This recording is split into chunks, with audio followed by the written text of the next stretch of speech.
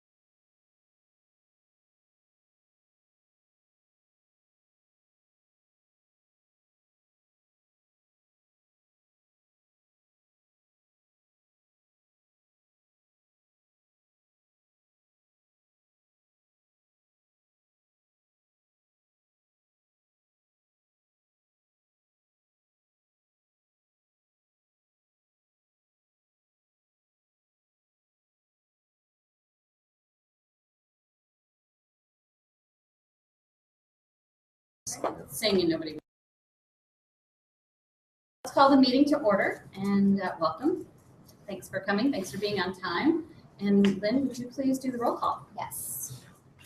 Newts. Here. Fletcher. Here. Walsh here. McCluskey. Here. Bradsky. Here. Copen. Here. Collier. And for those who are joining us online, we also have Robert Ledger, the SDX president. We have 3 SPJ staffers, Joe Skeel, Chris Vachon, and Tara Puckey. And we have a guest, Michael Koretsky, who's our Region 3 director. So let's go look at the executive committee meeting minutes for June 21st. Can I have a motion to approve the minutes? So please? moved. Any, Second. all in favor? I've submitted some edits to Tara, Yeah. some just line edits. So they'll be taken care of. Andy? Thank you. We saw Mandy. Okay, sorry, I had to turn off my sound. Okay, the minutes for December 11th, 2014. Can I have a motion to approve? So moved. Second? Okay, all in favor? Aye. Aye. Oh, did I? Okay. All right, and now we are on to the delegate meeting minutes from September 4th. We have a motion to approve. So moved. Second. Second. Okay, all in favor? Aye. Okay, September 6th, 2014, closing business meeting minutes. We have a motion to approve. So moved. Second. All in favor? Aye. Great, so business is done, initial business is done. We are now on to number 5, the report of the president. You have my report in your packet. I'm happy to answer any questions, but there is one thing that I want to address. Somebody had asked me this question about the communities, whether or not non-members of SPJ can belong to the communities, and they can. Part of that is because many of the communities are utilizing public tools, Twitter, Facebook, Google+, and there's no way that we could not allow them to have access. Non-members, however, while they can be members of the communities, they can't vote in the community elections. Unless they get permission, they can't post to the blogs or write quill columns. And in case of the freelance community, they can't access things that are behind the paywall. The rationale behind that, number one, is because they're public tools that we can't restrict access. But also, my feeling about it is that if we're fulfilling our mission, the many aspects of our mission by allowing non-members to hear about our communities and to participate, then to me, it's worth it. The idea is that if they learn about us, they value what we do, ideally, at some point, they'll become members. To the extent that we can track it, we have found that about 80% of the communities are members and 20% are non-members, but that could change over time. So if anybody has questions or would like to offer another perspective, I'm happy to share that or to discuss that. I think we dilute our brand by doing that. Okay. I'm not going to lay down in front of the train. Any other discussion on that? Is there any information we have about conversion of those non-SPJ members into members? Have we had any experience with that yet? Our tracking at this point is anecdotal because Tara, correct me if I'm wrong, we can't track that in our database. We don't track non-members. But what happens is when people join the community, whoever the community leader might be, let's take the international journalism community, for example. Carlos Restrepo, he put the call out for community, for people to sign up for the community. They would send him his name and their email address. And so we had a spreadsheet and Tara would look up to see if they were a member or a non-member. So at that point, and at the point they submit the application, we have a spreadsheet not tied to our database. So we can look at that on a manual basis, but currently in the SPJ database, we don't have a way to track that. Will the new member database provide for that by any chance? Something we can look at. One of the things is we pay for a certain amount of records in our database. And so while we do track non-members who do things like attend conventions and journey camps and things like that, we need their record. I don't know, looking forward, how much we want to get into tracking people who belong to a community who don't ever pay SPJ money for anything. So we'll have to look at that, how many people we think it might be, where they would live in our database. It's one of the things that's on my list when we start ironing out some details about it. As I was going through the community reports, when I was going through my board packet, I was writing down, I can't find it now, how many members, how many members are in each community. And I would say there's roughly 150 to 200 in the 5 communities that we have so far. Although, Total. yes. So the student community and Gen J have not reported their people yet. So I'm guessing between 12 and 20 for each of them. So it's probably closer to 200 if we presume that 20% are not members, then, we're in the 240, 250, 260 range, 240, I think. So at this point, I don't think it would take up a lot of space in our database, but if we're going to continue to grow the communities, I expect them to grow and it could become a much more significant number in the future. And I think this is something that's always up for debate and discussion as to, should they be members? What requirements do we have? We're just kind of getting started and I don't want to say making it up as we go along, but trying to make intelligent decisions as we go along. And if we need to revisit it, we can. Paul. Yeah, I would say, I think, on one hand, I think Bill's point is well taken. I also, I do think that the communities ought to be open, at least for now. And particularly, if we can identify these people and we can make membership in a community, they have to give us some information so we know who they are. So they become some of our best prospects for possible membership, convincing them that, yeah, you ought to go ahead and pony up the $75 and become a member. at least because we've identified them. Well, another reason for opening it up is that when we did the freelance, that was the first community, and we did it deliberately and slowly and not thinking about long-term future ramifications. We put most of it behind the paywall. The community grew very slowly. People didn't know about it. It wasn't easy for them to get information, and non-members could not get information about it. So when we compare that to the other 4 communities that have grown much more rapidly, not being behind the paywall, and having more public tools available to them, like the Google Plus accounts and the Facebook pages and the Twitter accounts, they've grown faster. So you look at one model that grows very slowly because it's restricted only to members, and you look at the other 4 and they've grown faster because there's been better access. Those models seem to be working better than the freelance. Bill? We charge more for non-members to go to convention, don't we? We do. So maybe that's the hook. If you make sure you invite them to convention, and then they look at the difference of rates and say, well, I might as well join. Well, and I think that's capturing that information for non-members, whether the community chairs do it separate from our database. Those are marketing opportunities. Yes. Anybody that's a non-member, we want to be able to tell them about contests and entries and convention and try to get them to convert. So whether we track it manually or whether we track it in the SPJ database, I think we want to capture that information. I think if there was some way to track how many non-members become members, I'm going to guess you're going to get a bigger conversion rate on that than we do out of training programs. Okay. I'm just a gut feeling. I think it's already happening on the chapter level where you're getting a lot of non-members coming to the meetings, and it gives you another opportunity to convince them to join. The more they see, the more they do, the more they're convinced to do that. And that's actually, I'm glad you brought that up, Joe. That makes me think that talking about the communities at the chapter level, and the chapters probably don't understand how that works. I mean, we've communicated it at the global level, but maybe that's something we need to do more of a concerted marketing effort to let the chapters know, because that might be a hook for maybe just a couple of non-members, but they might be interested in the international community, or the freelance community, or the digital community, or multiple communities. And if it's not something they even know we have, True. So maybe we need to do some different marketing in that regard. Okay. So So- Daniel, Yes, and Daniel. I'm supportive of this. I think it makes sense. It's like our open source area of SPJ, where we get all these people to get involved, kind of, so we can be the VHS instead of the Betamax, the PC instead of the Apple, and the Google Maps instead of MapQuest. So I think it's possible. Would it make sense to have look at this a year or 2 from now and look at the numbers and get a sense of how it shaped up, and come back and then just see how it is?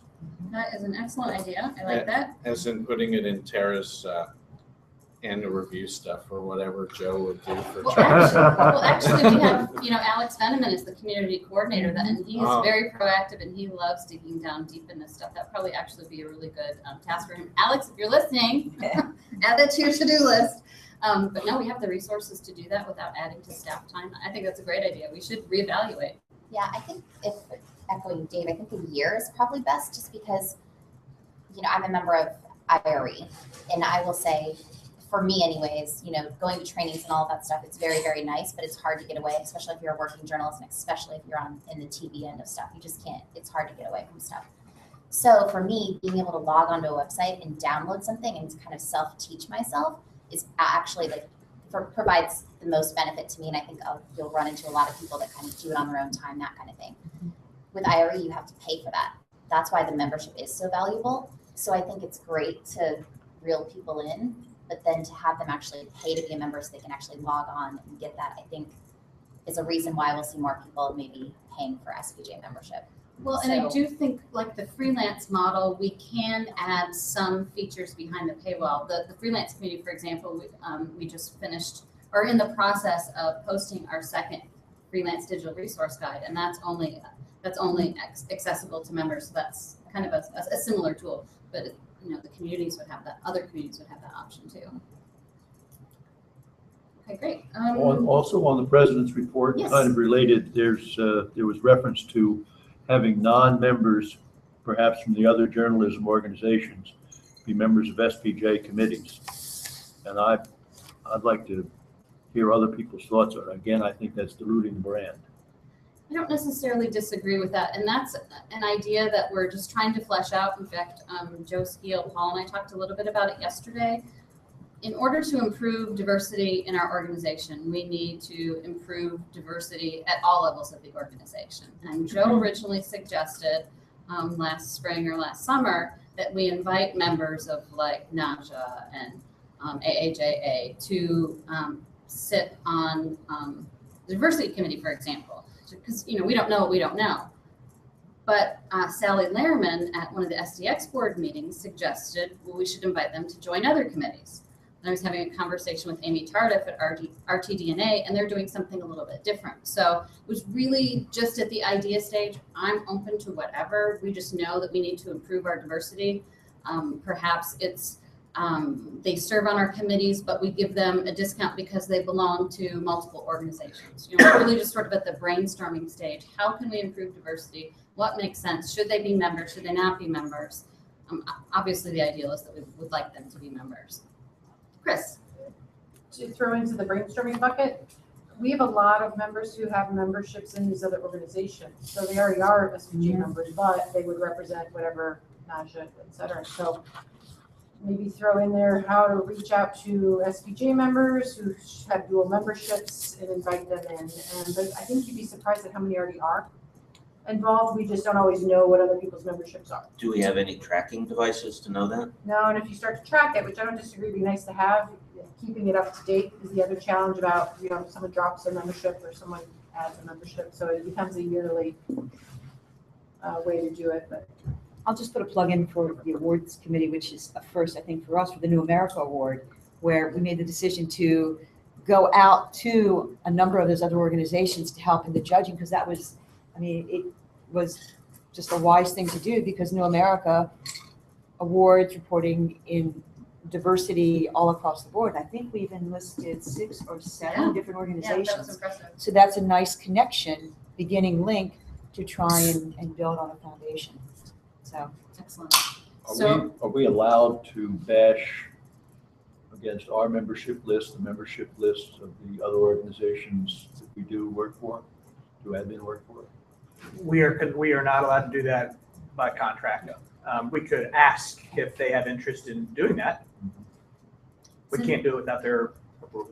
Does anybody have any suggestions how we might find out who are dual members, or perhaps it's just a question of putting a call out that we're looking for additional committee members. If you belong to one of these organizations or also an SPJ member, would you like to join one of these committees? And then there becomes the issue. Is that something that we do right now? Because the committee chairs, I've given them the freedom to choose who's on their committee. I don't want to go to Dave and say, oh, by the way, I got these 5 other people for you. I think should be a discussion when we're going to add people to the committees to have with the chairs. So maybe it makes sense to start something like that with the next president. Well, at least with Hispanics, we have some record of it, because when they register for convention, you ask them which organization are you a member of, and if they tick off us and them, then we know we've got that cross-pollination. Okay. And Yeah, the same with RTDNA would be there, right? Yeah. Mm-hmm. Is there a way to start Getting using that started. information and keeping it in the computer membership files? it's kept in their conference registration record, not their membership, because a lot of them are members. Yeah. And if with the tech upgrade, we're in the middle of cleaning out data and figuring out what we need and what we don't, it's probably not the time to throw new stuff into the mix. I'm sorry. Throwing what we want is always good to know before we're in the middle of it, and then Okay. we say, oh, we wanted that, but we're already past it.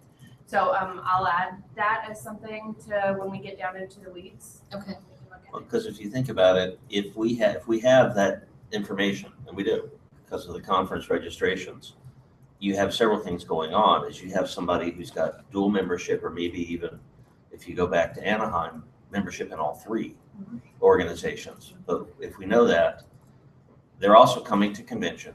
So if the idea is to identify people that we want for committees and whatnot, they're already interested and active, at least enough to go to the convention. Mhm. So they'd be really good people to think about, and, buttonhole for committee service. So, I will tell you that most of the folks who are the diversity leadership fellows have dual memberships. And not just those that are selected, but those that apply for the diversity leadership program have dual memberships. That's pretty, and that's a question on the application for the program. Okay. What other memberships do you have? We're going to catch what we can. Joe Skeel, when we were talking yesterday about the possibility of at some point asking people to identify their race on the membership application, and obviously that has to be optional, could we add a box that says, check if you belong to one of these other organizations or list what other organization? I think we probably want like a checkbox, because otherwise, they might say I belong to Kiwanis, and that's not relevant. It's great, but not relevant. Yeah, I mean, I think it's actually a question for Tara. I mean, it's just, like she said, now we're in the phase of trying to gather that information. The thing I just always caution is you don't want to make it too cumbersome for people to join. Right. So when we start wanting to collect all of this data and the membership application becomes 15 pages, Right. we just have to also be mindful of what do we really need and put on there what we are actually going to really use. Okay. What if you put on the profile instead? Because like if you on your online profile, Right. You know what I mean? Because then that's something that you're not like adding a lot of extra stuff when they sign up, but they can go in and check like I'm RTDNA, IRE, whatever. And I think that's where a lot of this stuff would live, to be honest, is they join, and then once they join, then they have access to their profile page, and then we can collect birthdays, we can Sure. collect medium, we can collect, all kinds of information, so we don't make them Okay. jump through that. Okay. Tara. There's a comment. It's from Lauren Bartlett. It says, I wanted to share a couple of thoughts about the communities. I Okay. agree with the person who said it dilutes our brand to let non-members join. It's also inconsistent with our governance. Non-members can't join local chapters. True. Dana? Yes. Two things. One, we still might consider including on the membership form race. AEJ does that, and I've never seen it as a problem. It's voluntary and it's very useful for committees and conference planners and that sort of thing to help in diversifying programming. I think it's a valuable tool for the organization if we're really looking for diversifying our stuff. So I would just toss that out as something that I don't think it's going to impede someone from signing up and getting their membership. The other thing is this is a good time to talk about dual membership deals with other organizations. So what if Joe just went to IRE and NHJ and RTDNA and these folks who he's already developed such a good relationship with and say, we've talked about this for a while, bundling memberships. Why don't we get our data sets, see if what level we already have dual memberships, and work out the numbers to see if it makes sense to create a bundling package for people. Because if we have, I don't know, 1,000 members who already have that and 500 who would probably sign up for a bundled thing, maybe it would pencil out and be worth the money. Joe, did you have thoughts on that? Yeah, I've been thinking about that for a long time, and I think it's smart. I think if SPJ's ultimate goal, in 50 years, you go back to the vision that we talked about last year, or in the spring, I guess, if the goal for SPJ is to be representative of all of journalism and kind of carry the torch on behalf of all of the other associations that are in journalism and allowing them instead to focus on their core missions, I think joint memberships make a lot of sense. I don't think the challenge even necessarily is in the philosophy of it. I think the challenge is in the business model of it. But I do think executive directors that I meet with and talk with regularly would be open to having the discussion. And we actually are going to meet in March, by the way. It's SPJ's turn to host. So executive directors from 7 or 8 other associations will be coming to Indy for a day-long meeting retreat. So we can bring it up then.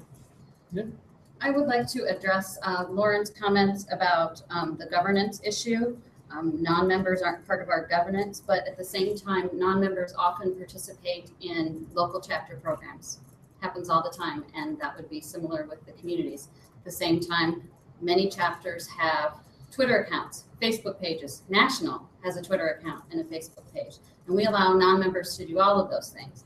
And if you look at our mission, none of those things say you must be a member to foster excellence among journalists, to promote the free flow of information, to encourage a climate in which journalism can be practiced freely.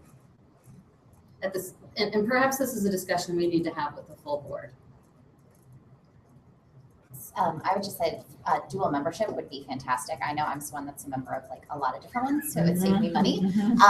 But I think when you talk to them, I think a poll for people, it's like award season right now, so people are applying. The difference in that price it's a big chunk of change. Yep. So a lot of people sometimes just join for that reason. Right. So I think if you kind of sell it like that, like maybe they might just be a member of 2 of them.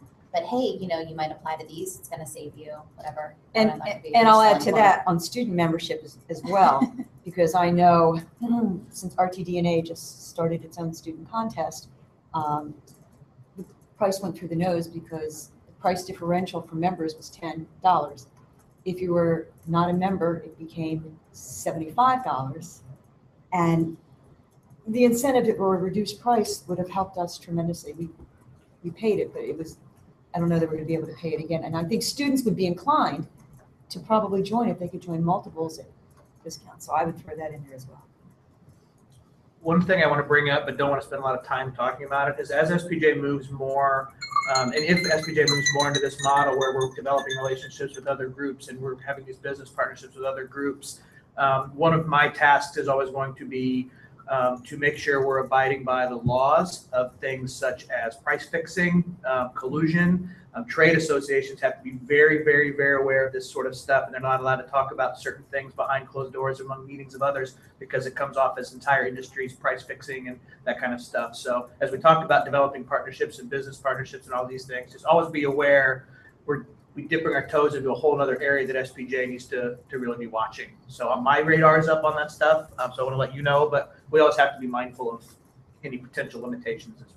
You're getting legal help on that issue. I see. Yeah, when I have questions, I reach out to Bill Culberson. Okay. He's our friend. Looks like somebody else is typing a comment, but it hasn't shown up on my Well, screen. There's to, a comment. I was going to say to Laura's comment, I think communities, I think it's important since communities are something that's sort of developing online. I think it makes sense to leave it open. But I think there is sort of something moving forward that we can kind of make sure we do protect certain elements of it so that we aren't diluting stuff. So I think it is kind of a balance. Because the reality is if the community is something that doesn't have like a region or somewhere that they're meeting or something like that, it's a virtual space. They're going to follow people on Twitter. You can't block that. They're going to follow the conversations that are going on in Google Plus and those kind of things. So it's open and that's good. That's good to engage everyone.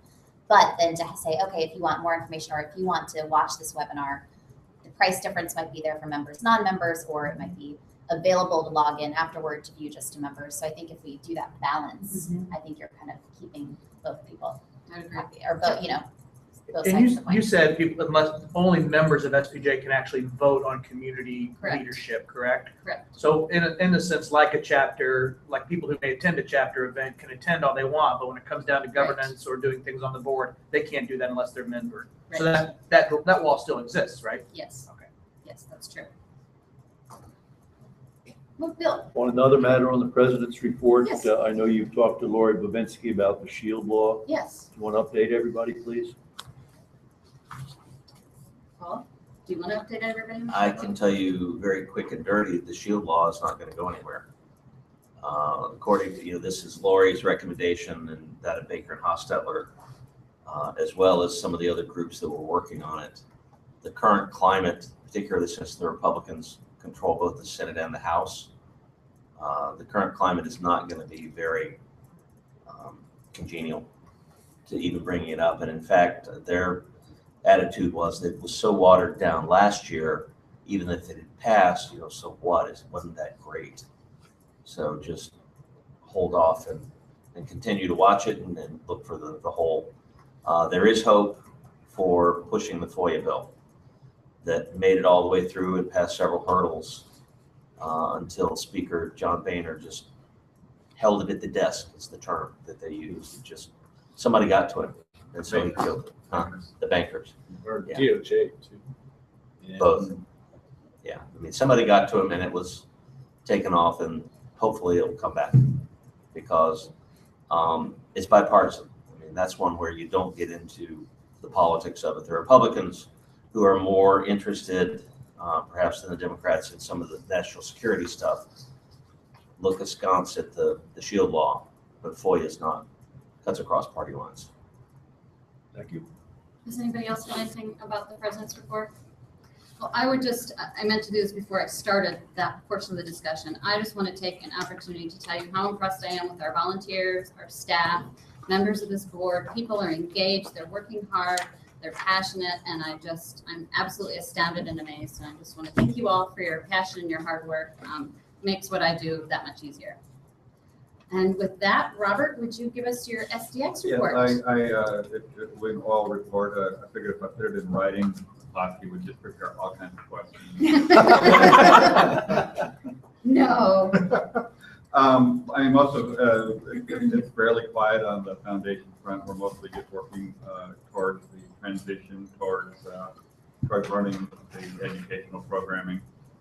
Joe has started to put together the budget to make sure that financially it's going to make sense, as his prospective budget indicated it would. Real figures will see.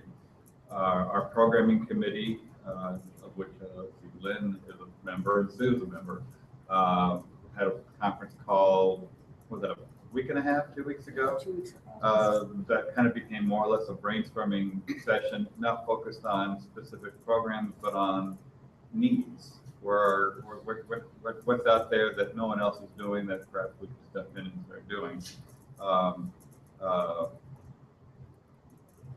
It was a great session. At the end, I kind of felt like we had this big bowl of Jell-O that Chris is now going to take and turn into prime rib. Or at least Jell-O shots. If anybody do it, Chris can do it. Yeah. But no, I was talking with Chris last night. She said it really was very valuable. Gave her a lot of some good information to work on, and apparently she has Venn diagrams or something that she's going to share with me at some point this weekend. So I'm looking forward to that. Of course, as we develop new ideas, we'll need more money, which is where Professor Collier comes in as chair of the development committee. And he has been providing some really great ideas to Chris, and we'll be getting the rest of the committee involved. We've got some really high-powered folks in that committee with some good connections. And so that's pretty much where we are. I could tell you what our current corpus is, but it'll be different on Monday and different a month from now. And so I didn't even bother to look at that. If it goes up, it goes down, but it's in that 11, 12 million. Okay, so we are about to talk about the grants that have been submitted, and it's my understanding that the SDX Grants Committee prefers to get a recommendation from the Executive Committee before they act on those. Can you just explain the cycle of that, how that works? Right. Of course that will be new again this year as well. In the past, what has happened is the Finance Committee, the Finance Committee figured out what the budget was.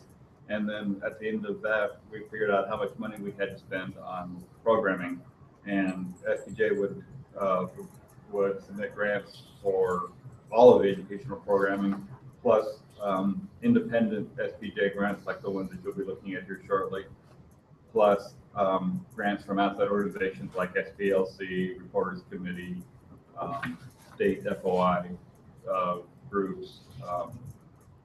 I think last year we had requests for twice as much money as we had money for, and so the grants committee goes through and figures out, okay, which of these rise to the top.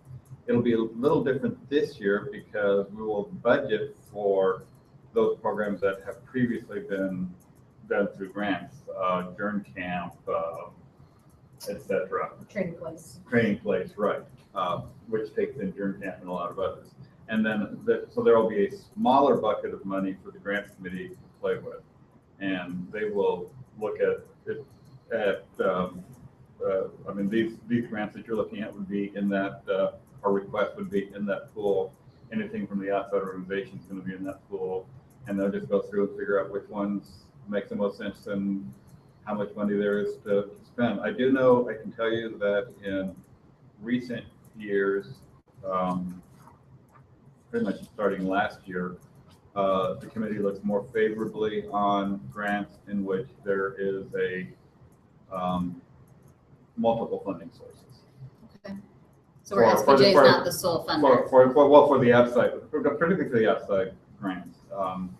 Reporters committee comes and they, or SPLC or a state FOI group comes and they've already got half of the amount from the Knight Foundation, whoever, and are only asking us for half the program. They're looking more favorably on that than if they come and ask for the whole thing. They maybe with these SPJ committee or chapter type grant requests, they may look at those more favorably if it's as sole provider, just because of the relationship between the two groups. And then they just make a recommendation. The full board will either accept the recommendation or modify it. What is the deadline for grant submissions? For outside organizations?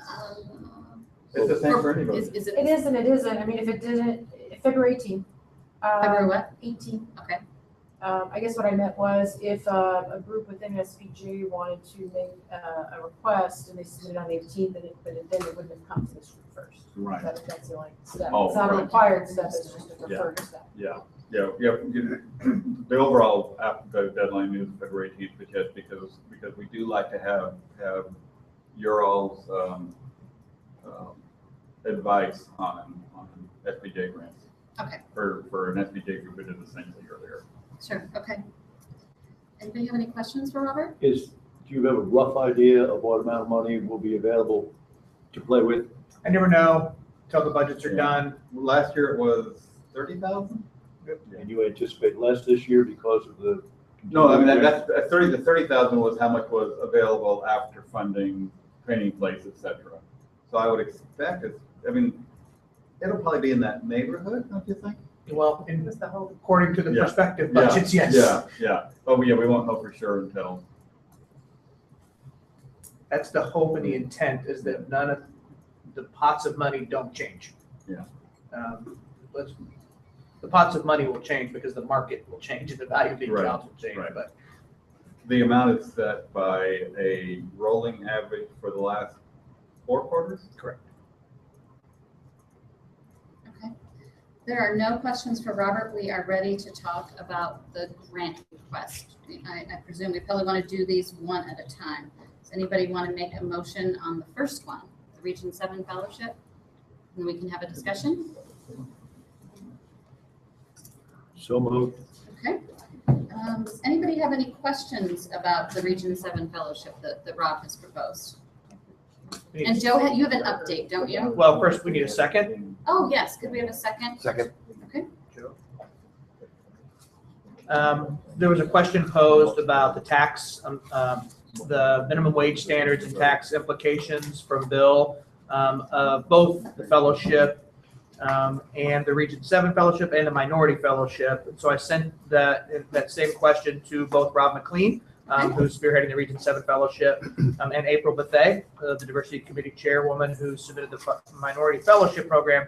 Never heard back from Rob, but April has forwarded this along to Walter Middlebrook, the DC chapter president, who's kind of behind the scenes helping April with this. And he said that there are no issues. It's really just an extension of the Diversity Fellows Program. Length of training, the fellows would need to be permission of their current employers for the paid time off. They see it as a benefit to the employer. But he said that he doesn't see any ramifications in terms of minimum wage or IRS standards by paying for fellowships. Okay. You also had an update from Rob McLean about the timing. So from what he submitted to the report to how that fits with our payment cycle. Right, and I did update the dates here in Oh, his you did? report. Oh, I did. okay. My apologies. Originally, he had requested that the fellowship would take place May through mid-August of 2015. But money from the foundation is not available until after the new fiscal year starts, which is August 1. So this request, if you read this, just so everybody's clear, under the proposed fellowship summary on page 22, the fellowship would run May through mid-August of 2016. Okay. So he's asking for next year, not for this current cycle. He's asking for this current cycle, yes, but the money, they would not start their program until after August 1. the grants that the foundation approves during this cycle, money will be available on August 1 or after. Gotcha, okay. So this grant cycle, but not this budget cycle. No, correct. Gotcha, that's okay. So essentially, he's asking for $8,500 for 2 fellowships that are 3 months long, and the amount of the fellowship is 4 monthly stipends for those 2 people. Does anybody have any questions, or are we ready to vote? I have a question. I think it's an interesting proposal. I'm presuming this is at this point a one-shot deal? I mean, is there any, have they indicated how this is going to be perpetuated? How they would go to raise money above, They or would they be? mentioned something about, I don't know that they want to go into, he doesn't go into specifics, I don't think, but I thought there was mention of something about how we'd like to expand this. So on a national basis, yes, Yeah. which goes back to funding, whether or not this is going to be an ongoing request for Sigma. What, But he says he's going to search for additional funders. And that's, too. if I may, Madam President, they had contacted me before doing this, just to find out what the procedure was, and I advised them to send it through here. But I was intrigued enough about this idea that I said it might be something that our programming committee would want to look at, and it was indeed part of the discussion on the brainstorming. But it seems like, I mean, there's a possibility, if it works well, it might be something we would want to take on as a signature project. Okay. If, assuming that the funding goes through, I'm not going to presuppose anything from the grants committee. I'm not going to offer any, yay, thumbs up or thumbs down in any of these things here. But I mean, there could be the potential that it moves beyond a simple Region 7 program. It may never leave Region 7, in which case they would have to find continual funding. yeah, having Yeah. sat on the grants committee for a while, Yes. I Yeah. know there's great reluctance to commit to something on an ongoing basis. Yeah. And that's why I wondered whether or not, and again, on a one-shot deal, it's nice, but I think this is the kind of thing which should go on. And then how do you sustain it at that point? Yeah. And just throwing the questions out there, I have no answers, but I think it would be of concern. I think they want to see whether it works now. The information I got, and then move on. Yeah, this is clearly just a pilot program. Yeah. Just, Okay. just the waters.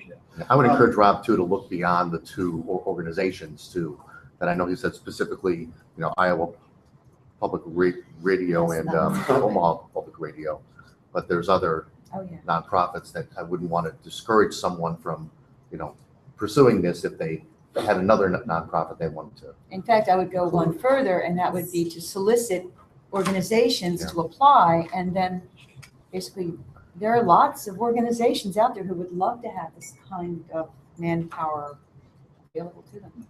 I really, really like this proposal. I just wonder why it's just nonprofit news organizations. And I have worked at nonprofit news organizations. I love nonprofit news organizations.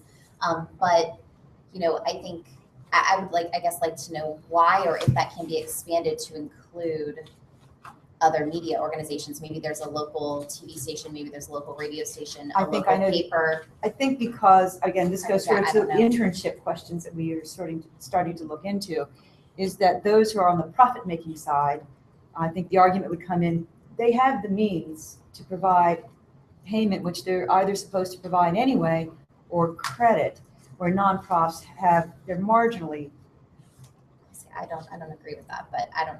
That's gonna coming be the from perception. The other side, That's yeah, gonna be I the think that's the perception. perception, but coming from the other side, I guess I don't know. The Department of Labor has decreed. Yeah.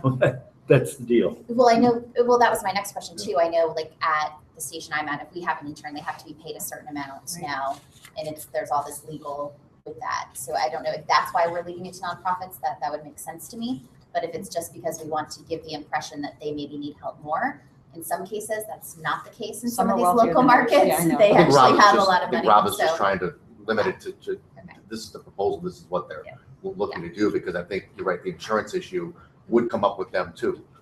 By Right. taking a grant, he may have pursued this with these 2 organizations to make sure that would happen, because you're right, interns cannot be in the building unless they're under the company's insurance. It's a step in the. Robert? Just something else I wanted to raise, both this one and the one from the diversity committee. it's, for the most part, it's been my understanding that when we make grants, they need to be for programming that's available to anybody. Chris does remind me that the diversity fellowship is limited to SPJ members. So we probably need some kind of clarification from the legal folks as to whether we can do grants that would go for programs that are served only members. I have the answer to that. Okay. The foundation is under no legal obligation to give money to anybody outside of SPJ. It legally can direct all of its funds to SPJ people only. It's best not to, but legally it can. Okay. So. Okay. Thank you. Is that more of a guiding principle that traditionally, Yeah. that's how we've I done mean, it? like for the convention funding, anybody can come to the convention. Sure. For the chapter grants, we would include it through either whatever the program was, had to be open to the public, even if they pay more than members. Okay. So, but if it's legal to do it, then it's legal to do it. I think a good mix is the key. I think it depends on the goal of the program. Versus Leadership Fellow Program, to me, the goal Yeah, is. to develop. I I could see the fellowship or this one that's on the paper right now. I could see making an argument that it shouldn't be restricted to SPJ members. Okay. But I mean, I would leave that to the grants committee as to whether they would want to go that far or not. For the grants committee, let's say, for example, let's presume that we would approve this if we feel like we have enough information today. Maybe we're not there. But let's presume that we would make the recommendation to the grants committee. Is it a thumbs up or thumbs down, or could they say, we'll do this, but we want you to change this provision? They do have that authority, and then the recipient can say yes or no. Right. Okay. Okay. Yeah, we can't tie strings to the money. Okay. So how do we feel about this? Do we want more information? Are we comfortable with what we have? I'm comfortable. I would just, with the recommendation, or maybe that they consider expanding beyond those two organizations. Just, I don't know, just not knowing enough about how that came about, and it's a big region. There might be other organizations that maybe can offer more, or, not say, I don't know those organizations at all, but I would like to see, I guess, consideration for more news organizations to participate. Procedurally, how would we do that? The executive committee would go back to Rob and say, the executive committee supported your proposal, but this is a concern we have. We would like to see it addressed before you submit it to the SDX grants committee. And whether it is, we want you to expand, or whether it is, we would like for you to explain why you're limiting it to nonprofits to get that clarity, then that's what you would do. Then the grant request that Rob would submit would have your recommendation. So we can say that we are supporting it, but we're not actually going to vote today. You would vote to support we'd it. still vote. You would do Okay. one of two things. You would either just pass the motion as it is on the table, or the motion would be amended to say, we approve, the motion with this, clarification that he adds the nonprofit versus for-profit media companies. And then that becomes the official motion, and then that's what's shared with Rob. Okay. So And with regard to the concern about making certain their members, under fellow eligibility, it says fellows must be members of the Society of Professional Journalists and in good standing with the organization. So that's already addressed. so it's the nonprofit piece that's not addressed. And then And we just want clarification. Yeah, well, or just, my thing would be, even if maybe there is a reason that like legally or something that it is nonprofits, which, perfectly fine with that. I love nonprofits, but to only have two, I'm just wondering, can it be expanded? Can people apply? I don't know. Why those two? Yeah. Is it possible that we table this for now, see if we can reach Rob today to get an explanation, and then we vote on it after we find out from him? I have an idea of why it might be those two. He's already approached them and said, would you take interns if I can get this approved? And they say, yeah, buddy. So that's why these two are listed here. I guess I'd like to know, do you reach out to a lot of other people? Are these just people he knew? I don't know. Yeah, no, I understand, but make it more just open. looking at this and knowing our local chapter's educational foundation has been doing something similar. Finding a player to work with is pretty key on some of these internships, because it really has become, a minefield. You got to be careful of legally. The Department of Labor has been all over unpaid internships, because it was a way after the recession people would get people cheap. It's kind of a sticky spot. I mean, when Rob's putting together a grant request, he said, how do I get something funded? I want to show everybody that I've already got people on board with this. This is a concept that everyone will support. Put that in the grant request. people vetted and say, why were we only talking to these two people? Well, those are the two people I got support from as I was working on my project. I think you're exactly right. Well, he's got his 2 letters of recommendation Okay. from the groups. Oh, that's, I mean, I'm okay with moving forward, supporting it, just with sort of using that as Would you Joe clarify, suggested. please? Yeah, or just, is it possible to open it up kind of to other organizations? okay. Well, if he's only having 2 internships, I guess that's why he picked 2 organizations. Okay. Are we ready to vote on this? Just one more thing, Dana, before Sure. we move on, moving on to something else related. Sue, from sitting on the committee, grants committee, you've heard them say when requests come from within the organization, they say, well, we want this whomever submitted to work with or could talk to a SPJ committee. You know how we've heard that before? They should have talked to the FOI committee. They should talk to the Yeah. diversity. I'm trying to sit here and take this project and think if it matches up with any, and I don't think it does, but I want to make sure I'm not missing the boat, that we didn't suggest that. The closest thing, and it's an ad hoc, is the student community that's starting its look at internships. And that's, that's a whole Okay. different thing. Yeah, that's sort of a research project as Yeah. opposed to Right. we don't have a solution yet. We're just Not gathering going to, yeah. information. Yeah. Okay. Are we ready to vote on this? Does anybody have any other questions or comments? So we have a motion on the floor. So all in favor of approving this grant proposal? Aye. Aye. Anyone opposed? No, motion passes. Well, I am going to, because we're talking about fellowships, go to 7C, so the minority fellowship program, and then we'll talk about Mr. Koretsky's grant proposal. Do we have any questions? Oh, well, I guess let's start with the motion. We have a motion to approve. So moved. Second, please. Second. Okay, so let's talk about that proposal. Does anybody have any questions or concerns?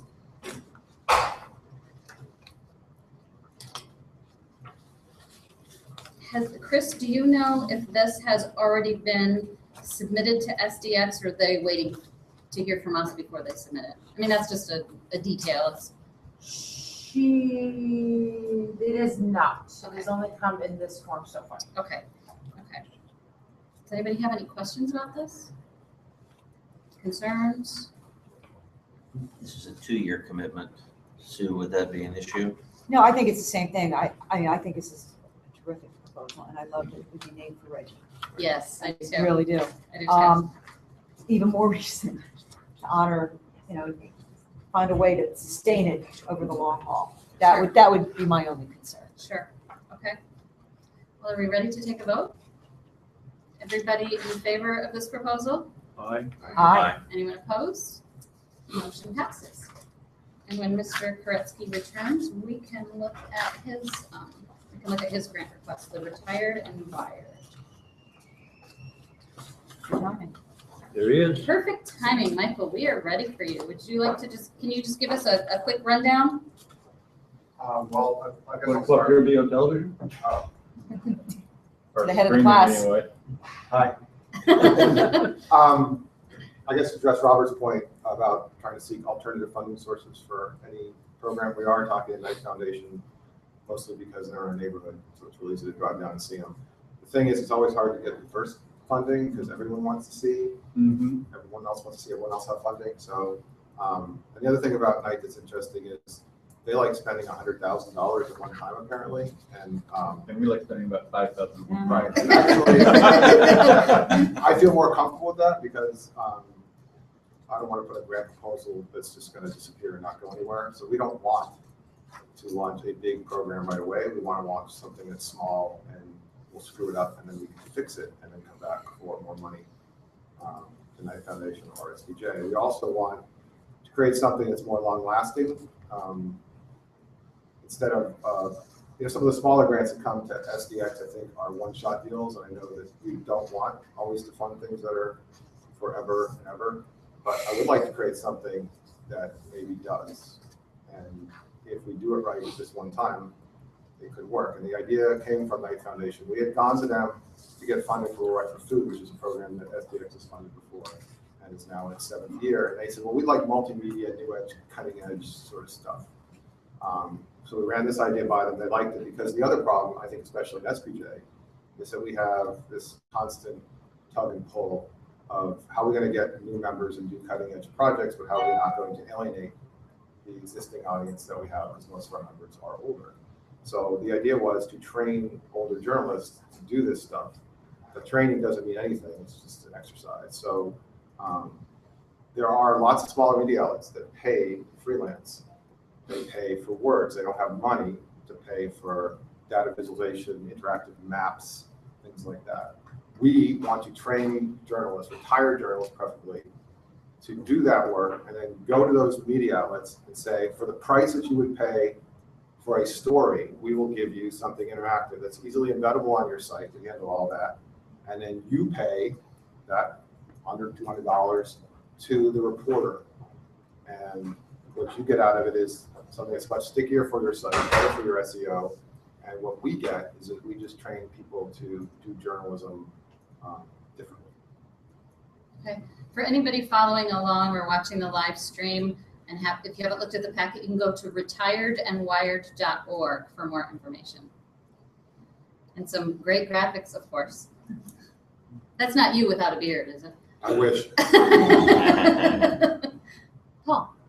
I think this is a great idea for the reasons you just stated. It's like it brings the older experienced journalists, either retired or out laid off, and melds them into current practices. I think it's great. Do you have people in mind? Yeah, on the third page of that website, what I like is that the people that are going to do the training are all younger. Do you have in mind for people who are going to be the recipients? Yes, actually. So what we've done is South Florida has a number of newspapers that have laid off a lot of people. So we have a lot of people that are tentatively interested. I know for a fact, though, most of them won't be once we get into it. We have to craft, this is the learning part. We have to craft programs that they're going to not be overwhelmed by. So for instance, we'll teach them just CartoDB, which is a mapping program, which is, once you learn it, it's pretty simple to do. But I have a feeling that some of those people are like, yeah, I really want to do this because it sounds cool, aren't going to want to do it. So I have a feeling where we're going to fail is we're going to recruit like 100 people and 5 of them are actually going to work. But if I can learn from those 5 and those 5 projects actually get published, and to get some momentum behind it, then we'll be able to tailor the program. I've already talked to Chris Prasad and Lindsay Cook, both young people that are going to be doing some of this training, and different options and things we're going to have to try. We want to do enough little training sessions that we can try things out on them experimentally and mess them up and see what works. So the money would go to the training costs, not to pay the journalists for actually doing the work for these papers, right? The only thing we're paying Lindsay and Chris for is that to do this right, they're going to have to take time off. So, and we're not paying them their wage, we're paying them essentially minimum wage. So if they're going to take vacation days, I want to at least cover their costs. We also have to rent a facility to do this in. Universities used to be free, now they're not. Come to Maryland. They are free? Well, if you know somebody within the program, we Get to know make things Sue. available. Get to know Lucy. Yeah, get to know Lucy. I mean, that disappoints me. That's just. Our student chapters you in gotta South get Florida have unemployed, to like- pay the university, like, we're going to give you a deep discount, man. Like, oh, gee, thanks. But the FIU chapter, the UM chapter, the FAU chapter, all of them have to pay. No. So can I ask a dumb question? So he's only asking for $5,000, which is not a big amount of money. Let's suppose they do get free space and it only costs them $4,800. Do you still write them a check for $5,000 or do you just pay the $4,800? Reimbursement expenses. Gotcha. Okay, good to know. So up to 5,000. If I may make a recommendation on your application, there are several places where you said, the answer to this question, go to the website. Don't do that. Cut and paste. The grant committee is looking at a lot of applications. That's a good way to piss them off. So for a new media project, they want things on paper, they won't go to the website? Yeah. Well, no, not on paper. I mean, you can still do it electronically, but put all the information there. Don't ask them to leave what they're looking at to go somewhere else. Okay. To get an answer. But they will look at the website. Yeah, I mean, Oh, yeah. put a reference to it, but answer all the questions on the form. All right. Yeah. Done. Does anybody else have questions for me? Would Dave Carlson be interested in hosting this and helping out and all that? We'd have to host it in South Florida Yeah. for the first one, because that's where we have 3 top 100 newspapers that have laid off over 200 reporters. And they wouldn't want to drive to He's Gainesville. engaged. I think if this works, we want to move it around to different places. Unless Dave would want to come down to South Florida and, his center thing and all that media stuff. I don't know. Sure. Maybe they have money too, I don't know. I would love that. I think everybody in this room knows Michael or has known Michael for a long time, but for anybody listening for the live streaming, this man has put together some stellar programs that were very creative, started out years ago, that have been sustainable. So if I would foresee that this is, if this is approved and you do this and it works, that this would be something that will continue on for a long time. We've got a good track record Are you there. being generous with 5,000, or are you thinking you could do it within 5,000? Would you? That's exactly what it costs. I don't really believe in pumping up a number. Good for you. Okay. Because and there have been times that SDX is giving money, I've returned money to them. Or having, actually, you say you reverse expenses, I usually get checks from you. I was gonna clarify that. Okay. If there's other times where we've done Like that. grant requests and things that we have managed, we require reimbursement, but for most of the grants the foundation approves, we send them a check for the amount that's approved. The recipient is required to submit a grant report, recap report at the end of the program, detailing how much money they spent, and if there's anything left over, then they're required to return it. So That brings up another question. Chapter grant program. And we've talked about this before in terms of the programming committee. But let's say this is approved by us, the grants committee approves it. Do we ask for a report from these requests, these types of programs as well? So we'll get some sort of follow-up at some point. I know Michael would tell us anyway. but- Anything we make a grant for, we ask for a report after. So the 2 fellowships we just approved, if you would approve those as well, we will get feedback on Well, those. And this one too. SDX would get feedback, not necessarily SPJ. Well, Right. We hopefully could they ask for share. it, you'd certainly share it. Well, if you ask nicely. I fill out, I'll make a note. every time I do a program, I fill out a Oh, report. you should make a Yeah. note. Chris has got It's an it. extra. Yeah. I And the grant committee, might not remember. the grant committee does look at those. It's not just Chris. So All right. we do have some accountability for it. Okay. I assumed that was standard. I mean, all the receipts. Oh, Sure.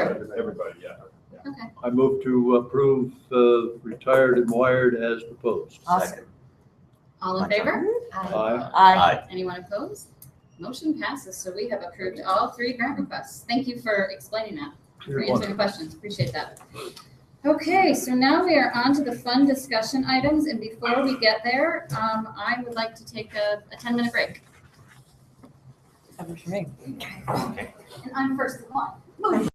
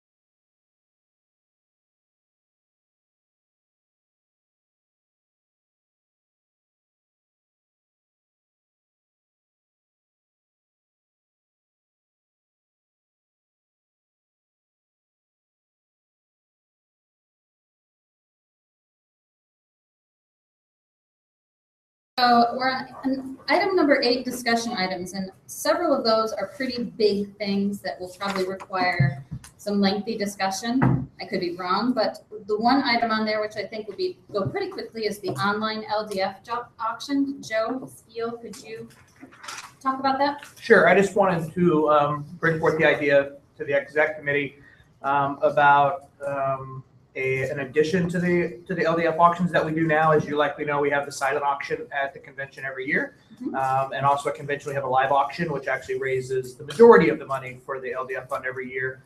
We would like to create an additional piece of the auction and add an online component that would go at some point in time before EIJ. Okay. Maybe it's a month, maybe it's 8 months, maybe it's 7 months, maybe we decide at some point it's year round. I don't really know. But the idea is that it would allow us to gain more exposure for the LDF.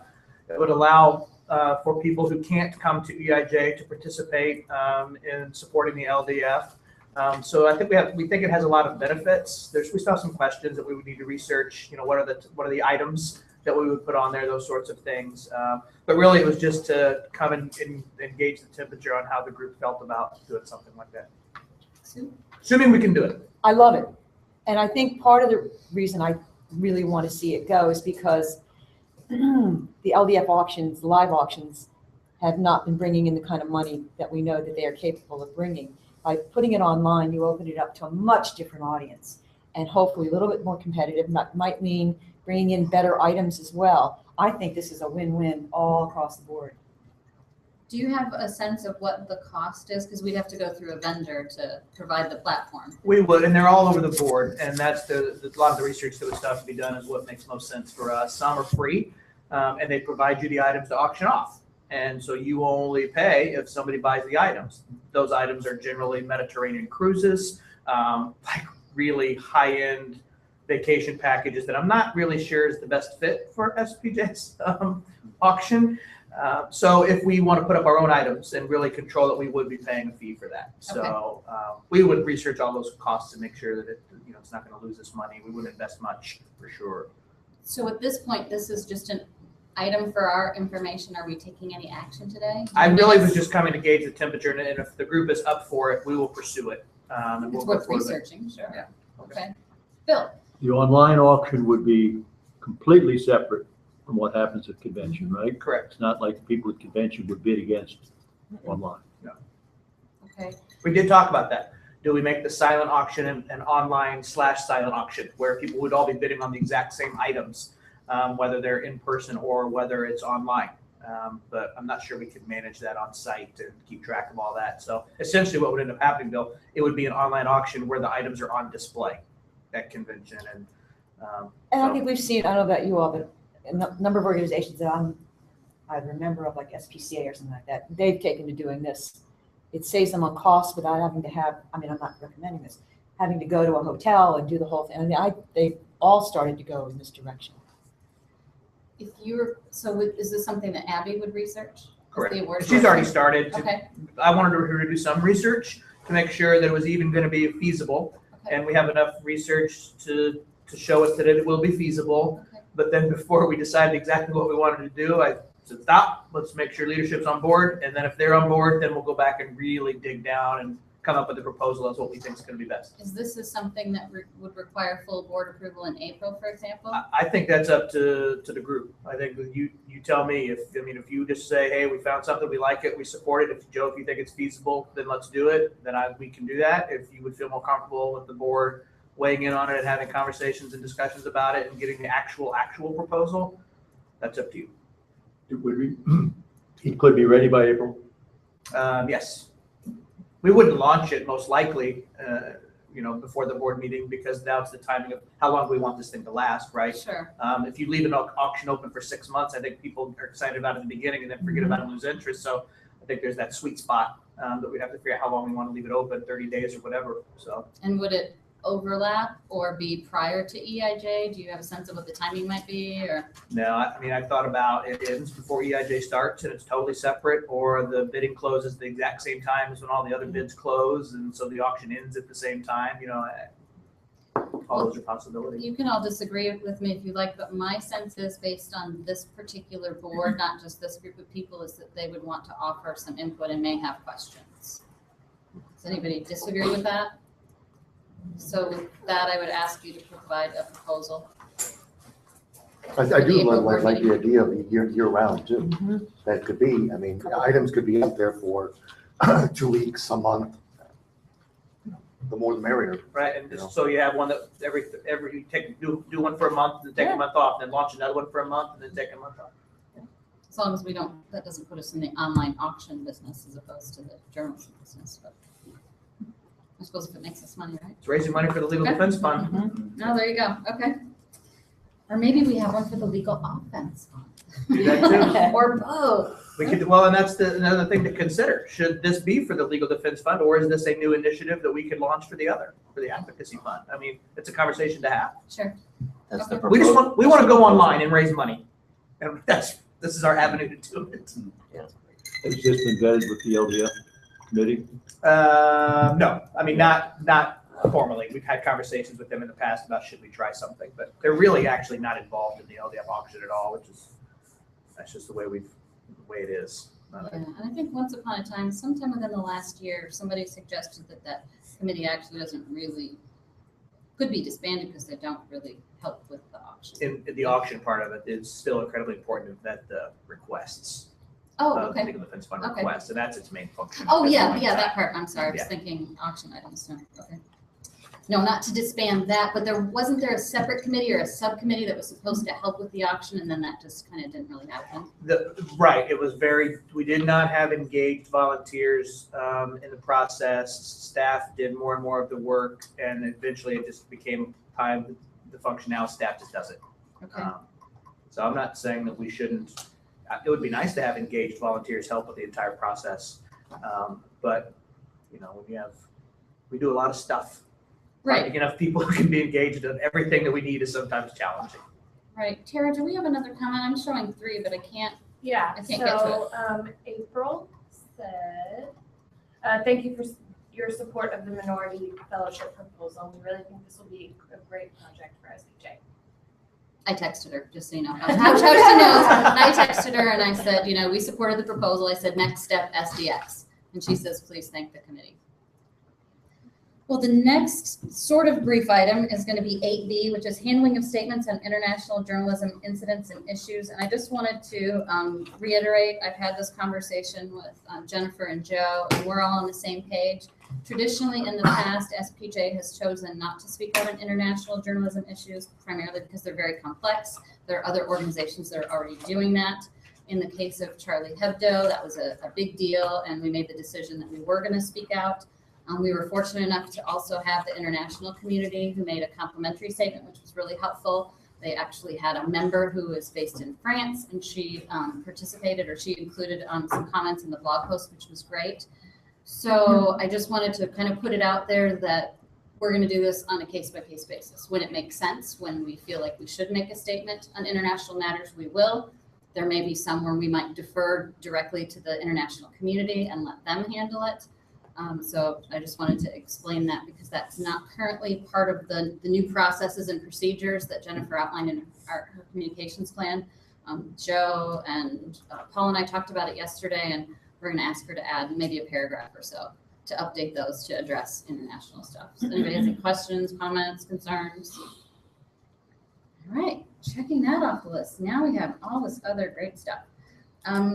Let's go with Lynn. Could you talk about the job bank recommendations, please? Yes, so, I'm sure you guys have seen the job bank. It's not- Can I interrupt you yes. real quick? So it wasn't part of the packet. Yes, it was an additional one. It was an additional item, so if you go to the board meeting materials, it was a separate document. Sorry, please go ahead. So you go to the job bank. I know as a member, when I was recently just searching for a job, SPJ wasn't for me the first place I went to. And I think pretty much if you talk to people looking for jobs, I think you might find that to be, I know the people I've talked to, that's what they'll tell you too. They're not going to spj.org and searching for a job. They're going to journalismjobs.com. I know I was using IREs, ONA has one. So it's not really fulfilling, I guess, the purpose that I know that I would like it to fill for members, and I don't think members feel that either. So doing some research though, just so you know, which I did not know any of this, and Joe was very helpful, and so was headquarters staff to kind of fill me in on everything. But it's basically a huge moneymaker for the board. And it's a big chunk of change. I didn't realize that. For us to really not be doing a lot with it, it's a lot of money in our pocket. So that's a big, huge plus. But with the system, the way it's set up, it's also not a benefit to our members, which is a huge disadvantage. Joe talked to our lawyer as far as, okay, could we just link or could we do anything like that without letting this company know? Like link to journalism jobs or anything like that. She recommended not doing that unless we ask them first. If we ask them, there could be a risk that they say, absolutely not. And then we're kind of in the same situation we are here. Do we cut ties with them and lose that funding? And then build or link to journalismjobs.com and then provide a better benefit to our members? Do we keep the money and not provide that benefit and know that our members are getting it elsewhere? That's sort of, I guess, the decision that we kind of have to make. Recommendation is to ask the company. That's what we were thinking. To see, hey, do you mind if we have sort of a landing page that says, let's link to journalismjobs.com. Let's link to Florida. I know SPJ Florida runs one that's really good that I always looked at, and these other sites. Let's link to ONA. Just link to them. So we're providing our members with the access, but then maybe we wouldn't be violating the contract, so we could still keep the money. But again, know that if we ask that, they could tell us no. But we're no worse off than we are right now. Unless they completely say, and now we don't want you to participate. And then we lose the money completely. I don't know the likelihood of that happening, and Joe might, I don't know. I can explain how the whole thing works and explain why we make money on a job bank where we have very few jobs. How long will that take? I can do it in 30 seconds. Perfect. We're part of a Chamber of Commerce type arrangement with a bunch of other nonprofit communities that kind of overlap in some way, shape, or form. We benefit when somebody from some other association posts a job.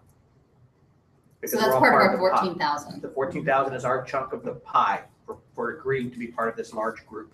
And we're apparently not contributing much to the pot ourselves. We are not pulling our weight in theory. You know, sure. There's no minimum standard that we have to do. We could do zero. We're not asked, but if they look at that and realize we're not, then they may say, you know, you're not really contributing, so we don't want you to be part of it. So we put forth no effort and we get a check for $14,000. Yes. That is exactly what happened. Yeah. Bill. Are the other jobs for journalists websites open, or do you have to have a membership? IRE, and I forget, I'm always logged in, and sometimes I don't know if my cookies, if I just continue to log in.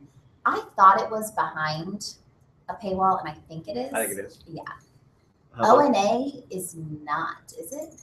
Because I'm not a member of ONA. And Journalism Jobs isn't. Right. Journalism Jobs. And that's, Journalism Jobs is not. That's kind of, I was gonna say, that's the biggest one.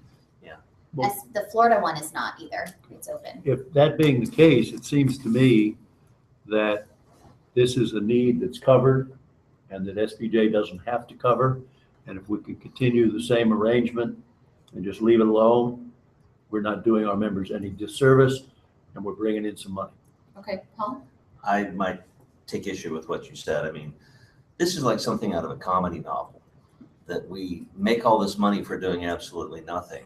But at the same time, we have this job site that purports to be this great service to members, and it's crap.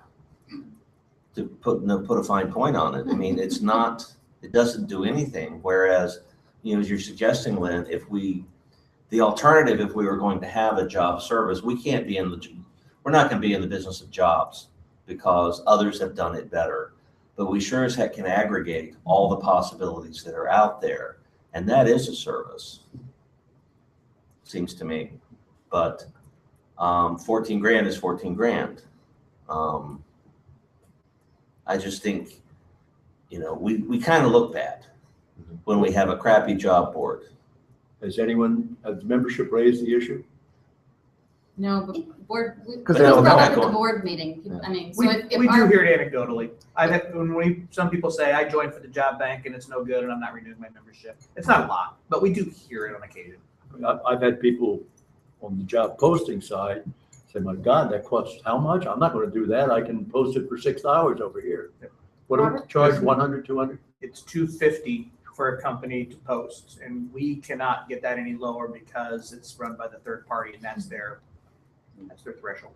Just a question came up, IRE and ONA, I just went and looked, they're both open to non-members. okay.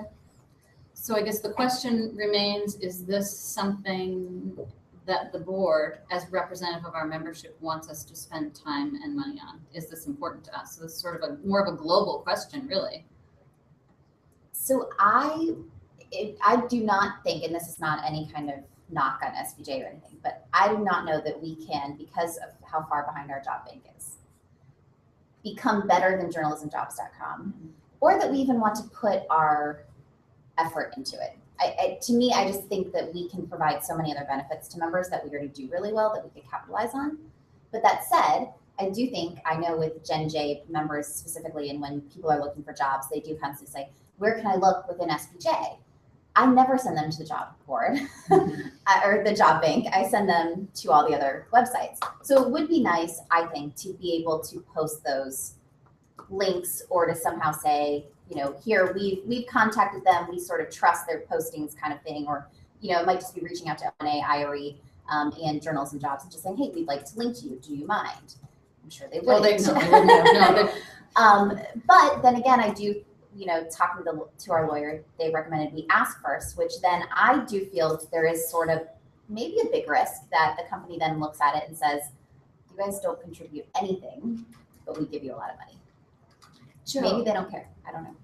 Joe, so the freelance, if you are a member of the freelance community, there's a job board there, which is different. And I know people can submit items, but I don't know, do you know if that scrapes from any other sites? Do you know where that content originates? I do not. And does that violate our contract with? It's behind a paywall, so I don't know that anybody even knows it exists. I think it's Until because now. I think it's because it's freelance work. I think Streamlined. it's different. It's not like full-time employment. It's not a. Oh, and it says, okay, journalism on the freelance landing page, journalismjobs.com, freelance job listings. So we are doing that already. Kind of. But this would be like very blatant, like on the job bank page. Hey, here you go. Because some of our, like I know, like the Florida chapter, I mean, they, run that site independently. So, Well, on the landing page, so there's freelance community jobs board, newest listings, post a job, and then journalismjobs.com. So it might not be on the job bank, but if there's a danger of violating, we're probably already doing it. It might be. Yeah. I noticed ONA, by the way, their job bank is our same job bank, Same company. same company.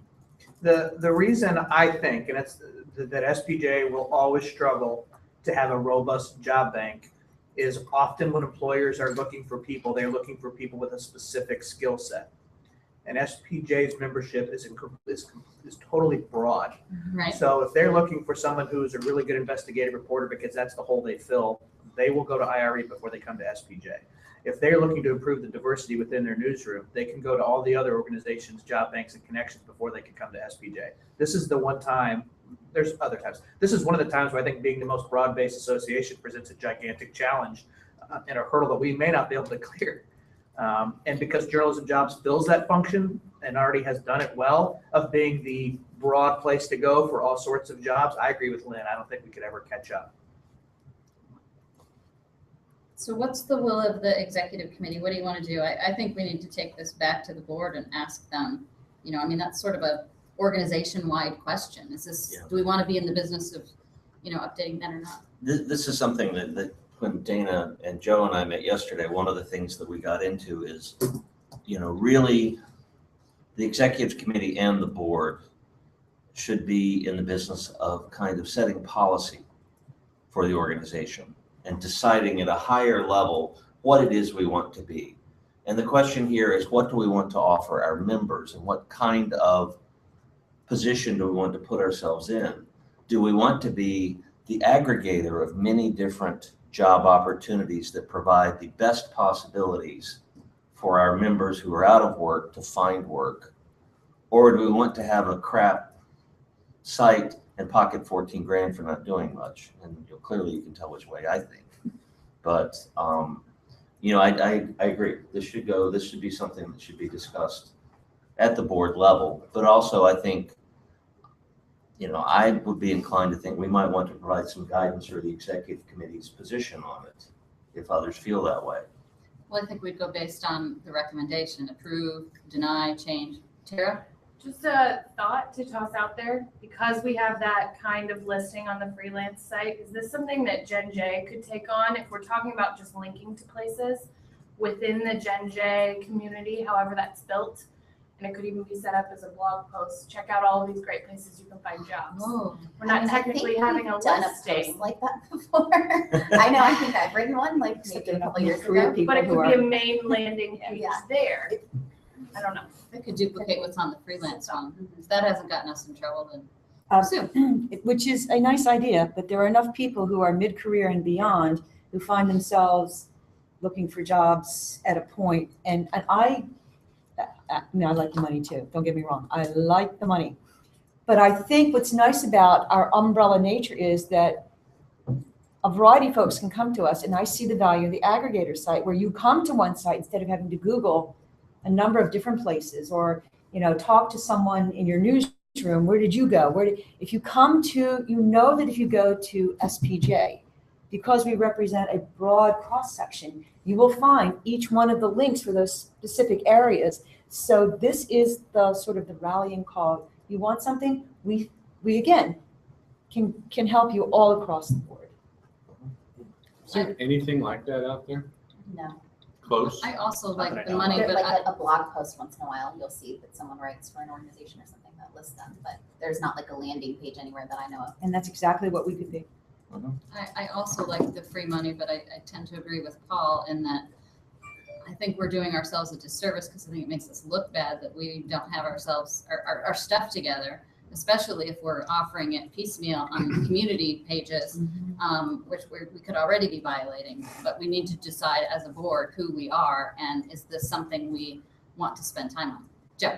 There's two types of associations. There are associations that create programs and services and come up with ideas, and then their budget is constructed to meet those goals. Their other side of the coin is there are budget-driven associations, which you tell us what the money is, and then we'll figure out how to spend it.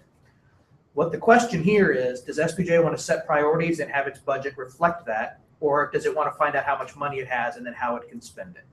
So I don't think a budget-driven association is ever going to go very far. I agree. I think the budget needs to reflect what this association wants to become. The budget is a tool to use to become what you want to be. The question is, what do you want this to be? What we use the $14,000 for, of course, is stuff that we do, advocacy, fighting. I do think in April, the budget will be done. So I can present a budget that would say this includes or does not include the job bank money. This is what we're talking about. This is a hard and fast bottom line of what this decision is going to mean. So we know so what we our will have that. surplus will be. So maybe what we need to do is table this for now and start the discussion at the finance committee, and then the finance committee could issue a recommendation to the full board to be discussed the following day, and then the full board has this talk. Tara? There's another comment. It's from Andy Schatz. It says, if we could even compile to all of the local chapters' efforts that would show some attention to jobs, which is the #1 focus for many people. Networking and jobs. I agree with Paul about the current arrangement. It looks bad for SPJ. And again, let me also add from a student perspective. I mean, we send them all over the place to look for opportunities on the web. Again, this would help to drive students to one site, would help to promote SPJ as the location to where you can go when you're doing your job search across all manner of journalism. I think it builds the future, and it serves those who are currently already there. I will just say, I think that's a great idea, but I don't think it should be anything more than a landing page that's linking out. Oh, no, Yeah, precisely. I don't think that we should Oh, spend no. time like. Oh, no, collecting no, them if you read, no. ourselves. It is all about linking Yeah. and aggregating. It really is. Yeah. This is where you want to go. So question, trying to spin forward, if there's a lot of ifs, I realize this. If the board decides we want a landing page, is the next step then that we cut ties with our current provider and we just have a landing page? Or is the next step we just contact them and say, we would like to do this, can we do it? And if they say yes, then we keep the current job bank we have? Yes. Yes. Keep the money, even though there's only a few jobs in it? Or are we saying, regardless, the job bank is not very good, let's just cut it?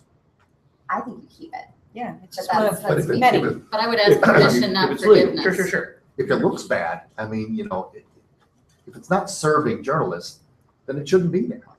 I mean, we can, maybe we make up that $14,000 in the new members who come in and say, this is why I come to SPJ. They keep asking us, what do I get from SPJ? Well, you'll get a job bank. You'll get the ability to find your next job. That is one thing we can point to. Could we, however, so I'm going to the Career Center page as it is now. So perhaps if we ask permission, we could design the page so that the links are first and the job bank is at the bottom. So we still have it. We don't look bad because they've already found what they need before they scroll to the job bank. I would have to believe if they're gonna give us permission. They're going to want some Right. decent real estate. Well, Right. or if you have a landing page, the SPJ link will be there linking to our job bank. Oh, yeah, there you go. I mean, Yeah. just like you would have ONAs, ours would be maybe first, citing professional journalists, click, okay, couple jobs, you go to the next. I don't know. If we're providing it all in one, but I guess for me as a user, and I just went through a job search and was looking everywhere, it would not bother me if I clicked on SPJ and there were 3 jobs none of them applied to me, and then I clicked on ONA and maybe one did. I wouldn't think ONA was a better organization at all, personally, but. But you would think SPJ, hey, this is a great service, if it's all here. Yeah, and It's all all I on gotta one do site, Right. yeah. is click 1, 2, 3 to see what the new jobs But are. if one had more jobs than the other, I wouldn't judge that organization This based is on it. probably down too far in the weeds, but I went to our job bank. There are 4 jobs. There's nothing that says freelance. So I typed in freelance and it pulls up 2 jobs that aren't in that list. So there's more than what you see, but you have to look for it apparently. It is a nationwide, probably worldwide job bank. And so unless people click a little box that says this is where it should go, it won't show up on our job Gotcha. bank. Okay. Oh, I Bill. tried Googling journalism jobs just to see what came up. Mhm. The Society of Environmental Journalists has a landing page like you were describing, which looks like about 40 different links, including about a dozen broadcast links. We could So copy theirs. it's not hard to find it by just Googling. It came up in the top 10. So we load our SEO so that we end up being the top dog on that list. If we go that route. Okay. So where are we at right now? Do we want to recommend that we reach out to Boxwood and ask permission? What does the executive committee want to do? We don't have a motion on the floor. Right now, we're just discussing. I think we bring it up to the full board. I mean, I think I'd like to hear from the full board on this too. If we bring it up to Boxwood before April, the discussion may be a moot point in April. Okay. So we want to get the board's input first. So our recommendation is that we have this discussion in April, that we don't take action today. Although you would prepare a budget based with the 12 and without the, It would 14. become part of the 14. budget discussion. And I think it kind of works hand in hand. I think the discussion is about the philosophy of what do we want for a job bank. And I can prepare a budget with or without it. And, when the budget happens, I think we'd have to arrange the agenda, but everybody understands what they're looking at. That's all. Well, I think the discussions we've had, for example, on the Wells Key question and some of the others that we've done, maybe we could get the discussion started with the full board so they're not reading about it on the airplane on the way in. And if we could do that sooner rather than later, a lot of the time-consuming discussion and the Q&A part could be taken care of online. I don't know who's going to start that. Madam President? Yes, Robert. As the outsider here, do you really anticipate that the full board is going to have a different perception on this than the 7 people around this table? I understand all the dynamics there, but this seems like one where I don't think you're gonna have much disagreement about this. I mean, you all are pretty unified as to where you think you ought to be going here. Right? I can't imagine that they're gonna be much different. If you go ahead and act now and give Joe direction, it's gonna simplify the budget process. Perhaps you send a note to, I mean, you're gonna let the board know after this meeting what happened here. Perhaps you do it in such a way that you say, if anyone has strong objections, let us know and we'll hold it until April. It just seems like this is, there's not gonna be a lot of disagreement on this Well, one. we did start this discussion in September, which is why she agreed to take on the job bank recommendations. And there were kind of the two schools of thought that Joe was talking about. Do we care about the money or do we care about the job bank, which is more important to us? And I think we were waiting for more information before we made the decision, and the information that we have backs up everything that he told us. So we could certainly accelerate the conversation. We could hold a board call to have the vote, but I still think there's still the two sides and we have to decide the direction. Michael, is your recollection similar? That there are two different points of view here? But I mean, as a person usually creates the executive committee, I think what Robert He said. means the process, he doesn't mean personally. No, you all are awesome.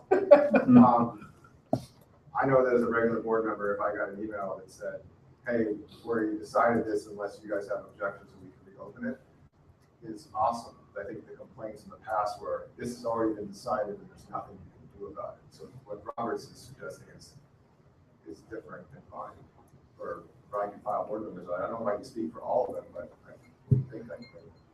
But the decision that we could make now would be, let's ask for permission and see what they say. It would be the Lynn and Rob's recommendations, what it would be. Well, they have two recommendations there, which are different. Hang on, let me get to page 2 of that. Am I wrong, Lynn? There's two. Yeah, the last page of her report. Recommend the next step. Ask Foxwoods, the first one, or see if we can partner with journalism jobs. But you're not mutually exclusive. Yes, that would be correct. So does the executive committee want to direct Joe to ask for permission from Boxwood? I'll make a motion that we adopt Lynn and Rob's first recommendation, that we explore with Boxwood if we could create an aggregator page similar to what we've just been describing. Do we have a second? Second? Any discussion? All in favor? Aye. Anyone opposed? Motion passes.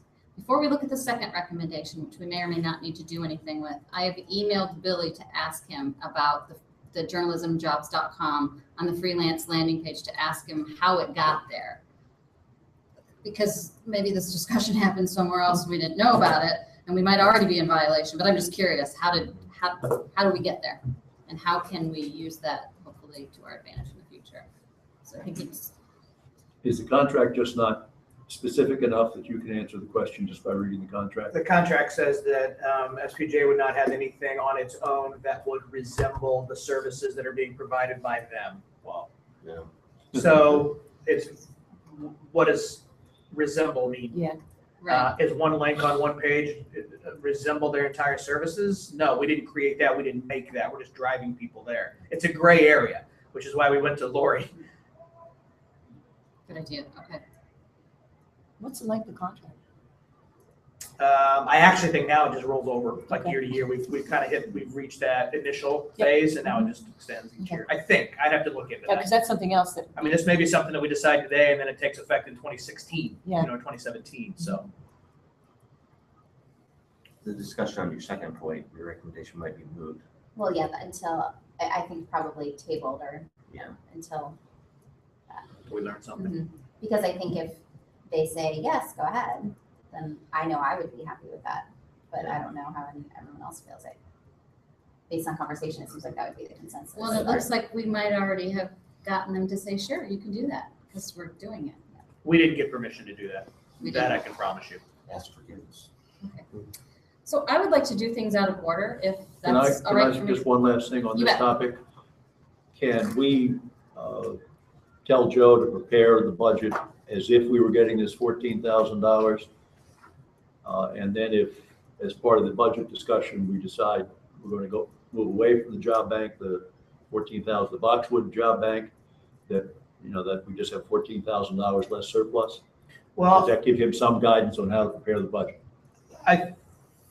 And I can send this to the group today. I think I need to have that, make the request first, because if the group, if they say, sure, go ahead, we don't really care, then there is no budget implication that's any different, right? But if they say, no, you can't, then I think I can email you, let you know, and then we can decide how we want to proceed with the budget. Okay. Any other questions or comments on the job bank? Okay, if it's appropriate for me to do so, because the last two discussion items are big things, the awards recommendations and the membership representation, and we've got a finite amount of time before the lunch break. I'd like to hit some of the old/new business items, because some of those will be quick to check off our list. Is everybody okay with that? Sure. Okay, so Joe, an update on EIJ 14 delegate business, including resolutions and voting. And I want to explain why I put that on the agenda. So this past fall, after EIJ, we asked if we had done anything with the resolutions, and the response was, no, it hadn't occurred to us, but we can. And so staff took action to take care of the resolutions, those that were actionable at least. For example, one was encourage Congress to pass the SHIELD law. Well, we lobby on that all the time, so there wasn't any new action we could take. However, particularly for the deceased members that we chose to honor through resolutions, staff put together some very nice plaques. I hand wrote notes that were then sent to the families for the deceased. We want to be sure that this doesn't get lost in our history going forward. So I just wanted to put it on the agenda so Joe could explain what our process is. Bill had also asked about delegate votes. How do we record that information and share that information? So just kind of want to get it on record so we all understand what the process is going forward. Yeah, and I think I'll piggyback and say I can explain what we do. I don't necessarily think this is what we should do. I think that's the discussion leadership should have. But I will, when Bill posed the question, I think it was very innocently in an email, what do we do after the resolutions are passed? My first thought was nothing. The resolutions are passed. These are just statements that SPJ makes. It's out there. We send out a release that these are our resolutions, and that is it. In my time at SPJ, at least as executive director, we've never followed up with anything actionable, sending letters or plaques, for example. And so I posed the question to some others, like, why don't we? And the answer is, I don't know. We probably should. This is one of those big questions that somebody posed about SPJ, and we're like, huh, yeah, we probably should have been doing that all along, and we don't. So moving forward, anyway, it's now as part of our post-convention to-do list, if you will, Okay. follow up on resolutions. What actionable resolutions do we need to do? And of course, because we don't know what they are, we can't, of course, develop plans for them yet. But it is now on a post-convention checklist for the communications team to at least look at and decide how to move forward. So that's how we'll handle resolutions moving forward. In terms of recording votes, I think that's a discussion that leadership needs to decide on, because some, I think, feel like all votes should be tallied and released. Others feel like we shouldn't share vote totals, period, because it may embarrass those who lose by a huge margin. And so there's different opinions on whether vote counts should be shared, should not be shared. I do think the answer is if they're going to be shared, then they should be shared everywhere. I don't think we should say, well, it's okay to share them for those who are in person, but not online or not in other publications. But I've always, that's always been a gray area for me as to what SPJ wants to do. Most recently, we have not shared vote totals. We say so-and-so won by maybe a percentage, or the winner had this many votes, but we don't list the vote totals for the elections per se. We've never listed vote totals for like resolution counts or bylaws changes or anything like that. So we didn't do them for elections. It seems to me, in particular, there was an at-large race a couple of years ago where we had at least 2 people, and I thought vote totals were given. And we may have. That's what I'm saying. There's no consistent policy on how that's done. May have been Ian Carl. Yes, it was. In the deep past, they were released. They were? Yeah. Okay, Michael. The last one that I know that was released was Kevin Smith versus Ron Silvestri. That was actually published. I do remember the one, but it could have been verbal, the one with the at-large race. There was The announced year from that the- the year that I ran for announced from- secretary treasurer and you ran for president-elect, the vote totals weren't announced because we had, you were up for your position. Those were announced, the vote totals. Yes, I remember that, because I remembered, well, why didn't they vote for me, but they voted for this other person, both of us were unopposed? Who didn't vote for me? Here's the crux of the big picture problem. There's no documentation for SPJ on what we should do.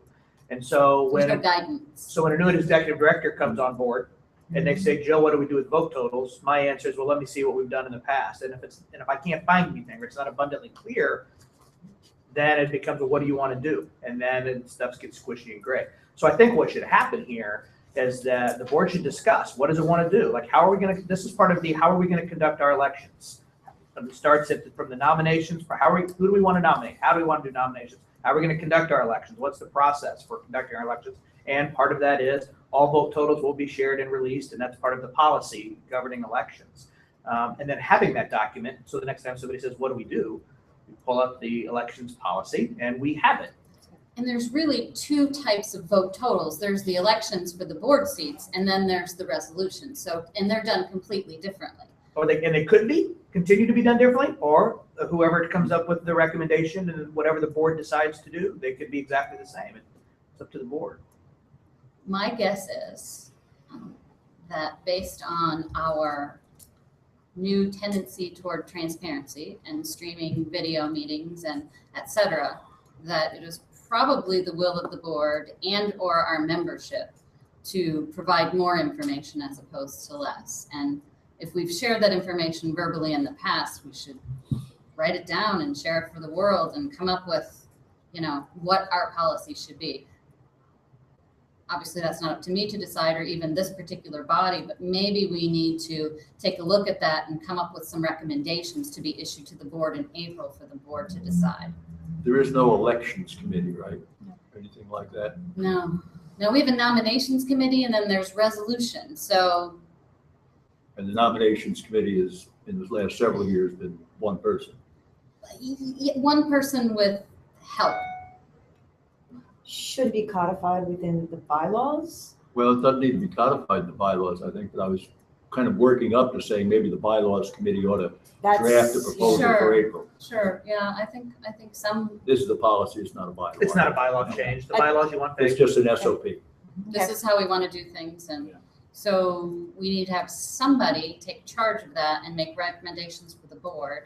So. Well, I can get with the bylaws committee since I'm on it. Sold. And see what they want to do. Get it to step up.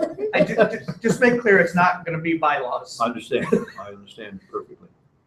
But you'll make recommendations to the board for the board meeting. Assuming Bob Becker approves, he's the chairman of the committee, we'll have a report for the board meeting. Okay, so based on the timing of how we like to do stuff for our packets and the date, I would say target April 1st. Does that work for you, Joe? Does that give you enough time to do all you need to do? Okay. Can you remind me of the exact date of our spring board meeting? No. Isn't it like the 18th? Yeah, okay. yeah, you're right. Yeah, I got it right. Okay. So that gives you 2 weeks to format, put it out there, and let the world know that it's there. That's plenty. Okay. And Bill, if I could ask, if when assuming the committee wants to, could you request that a staff member participate on those calls so that we'll be able to provide some background or knowledge when it comes to like how do we get the vote totals, when can we get in the electronics, things like that. Well, Joe, doesn't it make sense to really have Jennifer take the lead on this? I mean, this is really a communications issue. How do we communicate this stuff after the elections? And maybe she might want to. It's up to you. I don't know. I think Tara would also be important to be on that committee because there'll be questions about when can we have access to the vote totals? Is it feasible to share the numbers with people? Well, if we share it as we make the announcement. Andy would like to help out too. Okay. If we share it from the podium, it's available. Right. If you do a card count on a resolution, it's available immediately. I actually see this as a governance policy, not a communications policy. Okay. Well, and I see the communications piece of it being kind of an after the fact. We tell them what we want to share and they do the sharing. April Tara. 1st, you said. Couple comments. Andy Schatz says all vote totals should be released. This comes from a candidate who has lost. And the votes in my Haven't race we were all? announced. They usually are. Yeah, that was the same election that which I referred to that race. Now, I'm sure this won't get lost since Bill is the one that is kind of taking the lead for now on this. But one thing that he brought to me when we first started this discussion in the fall is that when we have delegate votes on the resolutions, people hold up their cards, but unless it's a close vote, we don't actually write down, we have 178 delegate votes in favor of changing the code of ethics or whatever it happens to be. It's just majority, minority. We don't record that. So I think that's a question that group would want to ask. Do we want to do this and then make their recommendation? But there are times when votes are counted. I think those and those are reported to the chair from those of us or whoever is doing the counting. Okay. I would think those ones, but yeah, if it's just, no point counting these, then it's just by. Well, sort of like when you do a block that we're going to thank staff and the president, Yeah, those are just by voice. That's voice vote, and you just say pass by voice vote. Yeah. Okay. All right. That seems fair. Great. Well, thank you, Bill. Tara, would you give us a technology update, please? Yeah, so I won't take up too much of your time. It's all kind of there in the report. Since the board agreed to move forward, we're taking some small steps because we didn't want to make any major changes until after our awards entries closed. And that's February 6th. So once those are closed and we're sure that we're not missing any additional things and we give people a little bit of time to get settled into that, we'll go ahead and start taking some of our larger steps. The couple big steps we have taken, we do have an additional test area on our server now. So we are working on kind of some of the back end stuff that people won't see. We're doing more staff training about how to use our database correctly, and then we're going through and cleaning up our data. So those are kind of the small things we're working on now. And then, like I said, we are also planning ahead to the things that we want, or we want to know if they are possible. And so no major changes as of yet, but everything's in the works. So I'm happy to answer any questions. Okay. Can you explain the process that you're going through right now? You're sort of cleaning up data and you're also gathering information like we talked about earlier. Here's our wish list. Right. So the data cleanup is quite large. We've had a lot of hands in IMIS for a lot of years with not serious consistency on how we've done things. And so we are going through and cleaning up small things such as wrong zip codes, member types that don't make sense. Minute details like that. And so that way, when we develop our new reports, we'll get accurate information and more detailed information. Part of the goal of this whole thing was to be able to have accurate, in-depth data about everyone so that we can start engaging with our members on the topics, concerns, needs that they want. So one of the things, like we talked about collecting ethnicity information and things like that. Also in that profile page that Lynn and Joe briefly discussed, we'll have areas of interest much further down than we've ever drilled before. So if someone's specifically interested in data, we then have that information to be able to communicate with them about data programs specifically. So that's kind of where we are on cleaning up and our wish list and moving forward. Okay, thank you. Does anybody have any questions about the tech upgrade? I don't know if this would apply or not, but would it be possible as you're collecting those things to like create listservs maybe that people could communicate with?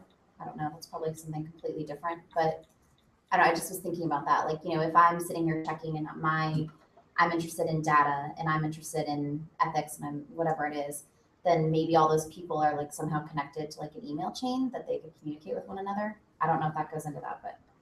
Could that be part of, and this would be slightly different, but are we going to have a spot on there for the communities? I want to join the digital community or freelance community or whatever. Perhaps that wouldn't hit like FOI because that's a committee, not a community. But it's sort of like it might provide SPJ with an opportunity to do more targeted communication. Sure. So like, because I think, I love SPJ. So when I get the SPJ newsletter, I scroll through it diligently and like click on things and all of that. And if I don't have time, I like save it for the next day. Not everyone does that. So if there is something, let's say if someone's interested in FOI and there's like the shield laws coming down, you would be able to send sort of a separate, more targeted to that group. Okay. Okay, so that would be able to happen. Okay. Yep, and we'll also governance and lobbying is a big one too. Right now we send everything, hey, contact your senators to everybody. Right. So one of those small goals is, are you interested in this specifically? And then we can call to action certain groups of people. Oh, cool, that's right. Oh, And that's it's gonna excellent. enhance, excuse me, how will this be enhancing our fundraising abilities? We have a couple different options now. We're gonna start collecting birth dates, which is very important when Chris kind of reaches out to people with targeted messages for that. And then in addition, we'll have data on information that she can use to craft messages specific to certain people. We also have some new options that we're looking at online with how we do our online fundraising. So people will be able to see more information. You know, here's your goal in their profile. They may be able to say, I want to donate $100 this year. And small things like they can see their progress, or your region or your chapter has donated. So we have all kinds of options. And once we get down into the weeds a little bit more, I'll sit down with Chris and probably some committees and things like that about what do we want to use, what don't we want to use. But right now there's a ton of options on the table. Tara, can you explain the birth dates and how you're going to target messaging? You say, oh, you're 48, so you want an email about, you know, the 1909 club? I mean, how's that going to work? Oh, you're going to die soon. The answer the answer is yes. I get a lot of emails. So we thought from we'd ask you about Plan estate planning. Look, ARP sends out what, starting when you're 30? So come on, you know. Right. I mean, yes, that essentially is helpful information when you're targeting how you're going to tell people. I mean, you would approach someone asking them for money differently at 30 or 20 than you would at 70. And so not necessarily saying we're going to shoot them emails that say, hey, you're about to kick. How's that estate planning coming along? But Have you made your will? I can help, I think, clarify this a little bit. If we're gonna ask money from somebody who's 30 or 40, the message may include more information about the benefits that the foundation's training offers and what the foundation's training means for jobs, for staying up to speed. If we're gonna send a message to somebody who's 40 or 50 or 60, the message may be more about fighting for journalism and ensuring that it's practiced ethically so the media credibility remains vital. Different people in different journalistic life cycles have different levels and things that are important to them. That was incredibly diplomatic. Well done. That's and of course, it is all based on large pool stereotypical behavior, which is never perfect. So whenever I'm doing my handwritten thank you notes for people who donate over a certain amount, if I know that they've been a member since like 1973, I can put in there, by the way, you're getting really old. Don't Hey. 1909. Do whatever you want. Should we explain the 1909 club for those of us who probably that have old? no idea? Right. It's a plan given. You just put it into your will. With the name, could you give a little history with the name? Well, that's when Green the founding date of SPJ. They call it the 1909 club, so it's, you know, Yeah. estate planning purposes. Yeah, They've said, I'm going to give Yeah, you. it's not just for people who were born in 1909. Right, right. You mean the whole SDX board? Hey, wait a minute, wait a minute. Strike that from the record, please. Right, but I think it's about everybody around, almost everyone around this table is a good number of you are. I are. That's true. Okay, well, that was fun. But by the way, just FYI, I was looking at membership forms, and most of the organizations ask for gender and race and those kind of things. We don't, but maybe Because we were born in 1909, we didn't care then. I don't see We were all date of white birth males. asked. Yes. But anyway, Maybe I'd get a birthday card or something on my birthday. You like? A lot of groups use that for information for that. Here's a donation envelope. And they ask you, yeah, no, they. They absolutely do. Happy birthday. Celebrate your birthday by giving us a gift. We're thinking of you now, think of us, yeah. You're not getting any younger. Ooh, this is always a good time. Okay, last item, well, selection of SPJ fellow, we'll do that later. Strategic communications update, Joe. So the memo you have on page 50 with my name on it was written mostly by Jennifer Royer, who kind of has updated, you know, kind of what we have done since her position was created.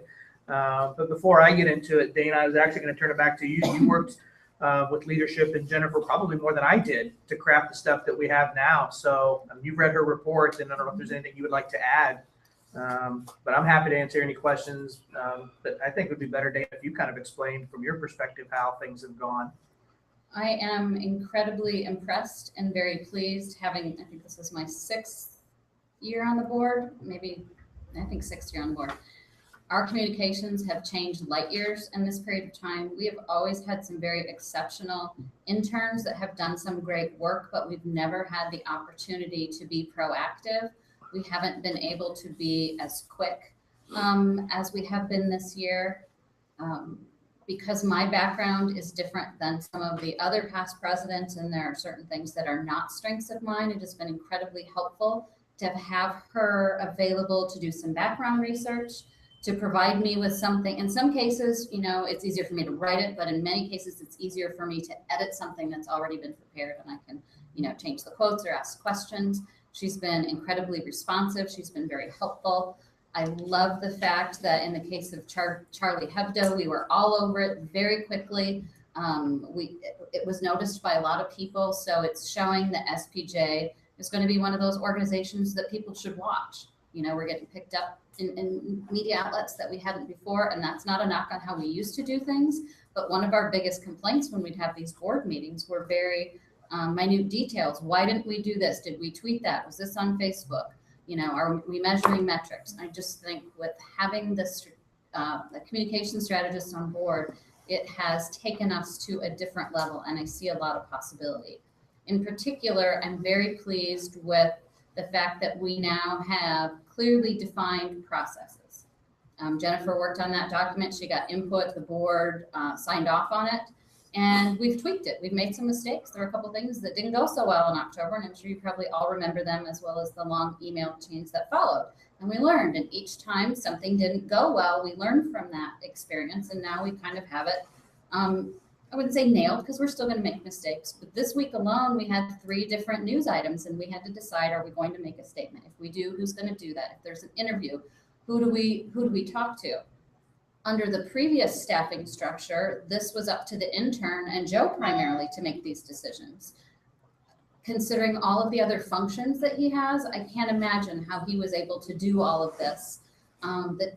Well, and you were saying yesterday that we are doing more than we did before, that you would not have been able to do the kind of volume that we're doing right now. Right. I'm really pleased with that. A question that's come up a lot at past board meetings has been metrics. Are we measuring this? What are we doing with that information? So in addition to this report, Jennifer has sent me spreadsheets, and it's amazing the amount of data that we gather. And they actually, the communications team and Joe actually talk about it as often as daily as needed. And Jennifer gave me a great example of something that Taylor had done through Constant Contact.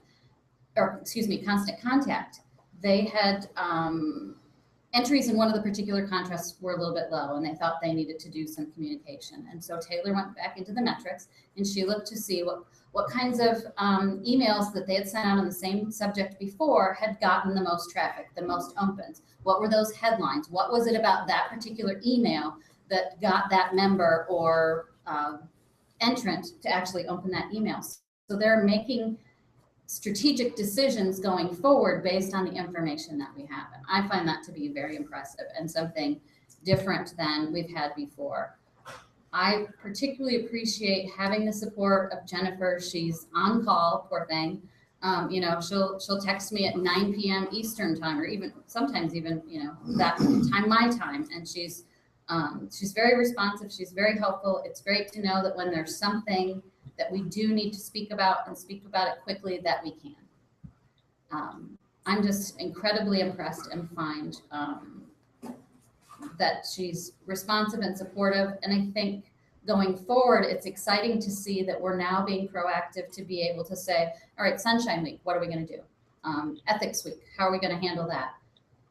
So we're able to look at things ahead of time. In the case of, was it Ben Bradley? When Ben Bradley passed away, several weeks before that happened, she had gotten a Google alert that he was going into hospice. She wrote that statement that day. Now we tweaked it and we made changes. And then, you know, when it happened, she said, okay, are we ready to post the statement? And before anybody could even respond, hey, are we talking about this? We already had. Something similar with Scott Stewart? Scott Stewart, the ESPN guy? Stuart Scott. Stuart Scott. Yes. Too many. Well known. Anyway, so having her on hand, we can stay on top of things. We can be out there faster than we ever could before. So I'm excited to see how this position continues to evolve and change. But I'm very pleased. It has taken a lot of work off my plate that I think I probably would have had otherwise. But that's because this is an area that's of interest to me. It may not have been to past presidents, it may not be to future presidents, but because this is of interest to me, I probably would have tried to do some of this myself and probably would have burned out a whole lot faster. Paul. One of the things that I would add, I would echo everything Dana has said about how this has been working out, because there have been a handful of times in the last couple of months when Dana wasn't available. So I worked with Jennifer and was the point guy for SPJ. One of the byproducts that has kind of developed, and I think it's a wonderful byproduct, is that we have meshed and worked well. It's not perfect yet, it never will be, but we have worked quite well with local chapters and with local regional directors on some of these advocacy measures. To the term, Michael, you were one of them. Thank you. We had Deborah Gibbons on the Western Illinois University matter. She jumped on it right away. And I know I'm forgetting one. Patty and Patty, Eddie. yes, thank you. Patty on Secret bill, executions bill. secret executions bill in Ohio, so that we're getting that to be the tradition now, and that is absolutely, think for example, Dave, last year when we had Joe Hosey, of how if we had been able to mesh in the Chicago Headline Club and get that going, if we'd had this, because I've thought of that more than once, if we'd had this mechanism a year ago, how we could have done that differently. And so going forward, I think that is one of the things, and especially at the board meeting, we need to trumpet that, because that is something I think we would like to see all regional directors doing, to be on the lookout, and that, the procedure is now we're going to look to you and to your chapters first so that you can have first crack. You can be in there. We crafted Jennifer wrote the press release, and it came out yesterday on Western Illinois. We had a quote in there from the Chicago Headline Club president, Mary. So we're pulling it in, and we are functioning as a team at both the local, regional, and national levels, which I think is And we've superb. already heard back from the university president. Was more like, I got your letter, thanks. But I mean, it was a response. A couple of other things I wanted to bring up. Jennifer has worked on talking points for different things. She's already done extensive research on net neutrality. Should SPJ be asked to make a stance? I personally don't think we should, but I like the fact that she's got all these talking points. I've done all this research. Here are some things we can talk about. In addition, one of the discussions that I had with Joe in the summer was, how are we going to communicate with each other? And I said, well, here's the areas I'm not strong in: FOI, shield law.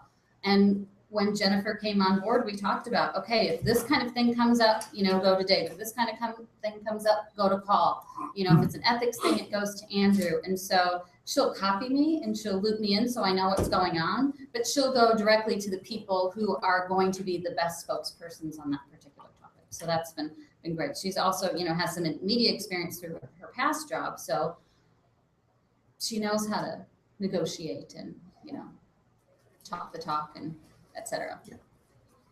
The only thing I would add, and I don't know if this is just me, I don't know, maybe not being as connected as some others, but I think the communication definitely has improved. I'm just wondering though, do we need to do a better job of explaining that to maybe just everyday members? Like when something happens, let's say they find themselves in a situation where maybe they're not getting information or they're being arrested or something like that. If they want SPJ's help, who do they go to first? And I just don't know that that is as clearly communicated as it could be. And I think it should be just kind of like a simple, almost like bullet point, like index card thing. Maybe it's even something people carry with them or something. Do they contact the regional director first? Do they contact the executive committee? Do they contact the committee chair? What is that process? Because I think it's there. And now it's just a matter of sort of better communicating it to the everyday member, not the person that's super, super involved, but right. And we probably need to drill down to the chapter level. Right. I mean, Sharon Dutton, she's had several of these situations, so she knows that she, goes to Michael, and then, Michael, and they do the legwork on there, and then they come to national and say, we want your support. But you're right that people probably have no idea that that we even can help with those things. I would think it's almost even more important to those who are not affiliated with chapters, Yeah. who are really out there on their own with no idea. 41%. Yeah, 41, yeah. yes. I sort of bring that in, but I think absolutely to your point, I think it'll that's a good just, point. it'll just help us reach more people. And if, we talk about advocacy, we talk about like creating change or having an impact. We're going to have more of that or more opportunity if we have that sort of at ground level and then can talk about more of these issues. You're raising a really good point, particularly for the 41%, because if we should have them go to a local chapter, if it's somebody, but at the same time, who do they turn to? Do we have anything on the website that would indicate these are the procedures? Here's who you should call. Lynn, would you be willing to work with Jennifer to figure out, do we put a landing page up? Do we put it on the back of the membership card, figure out, and maybe make some recommendations? oh, I think put it on the back of the membership card. It's portable that way. I think that's. Well, if we Then we'd continue to actually do have to carry membership. the I know, membership but that's card. another whole issue. Maybe we do the little iPhone cards, like Well, this week in that's SPJ. I mean, yeah. Download. If we can make it something where it's like, it's added to like your passbook or something, like, so that it's always with you, like. Sure. Yeah. An I know they're SPJ using- app. Yeah, SPJ and app. it doesn't even have to be an app, Tara's but, gonna- they have different things that, I'm not sure if that would even support it, but, something like that where it's always there. Yep. I mean, that would be helpful. So. The LDF has such a page, doesn't it?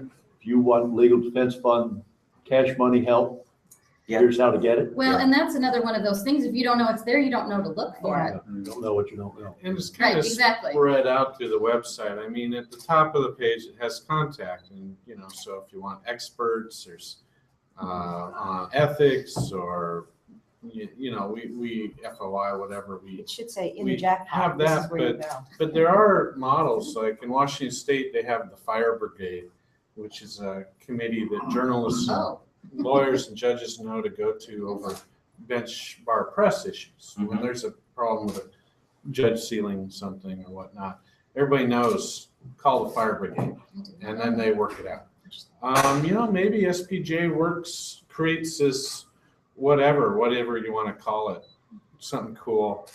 Fire brigade. Fire Brigade. To coin a phrase. We call it the hot water hotline. Yeah. Oh, Yeah, you run into a Write that problem. down. In a lot of states, like Arizona, has a media hotline for when journalists are in trouble. Reporters Committee has its That's media. the model I was thinking, and they have an app that has that.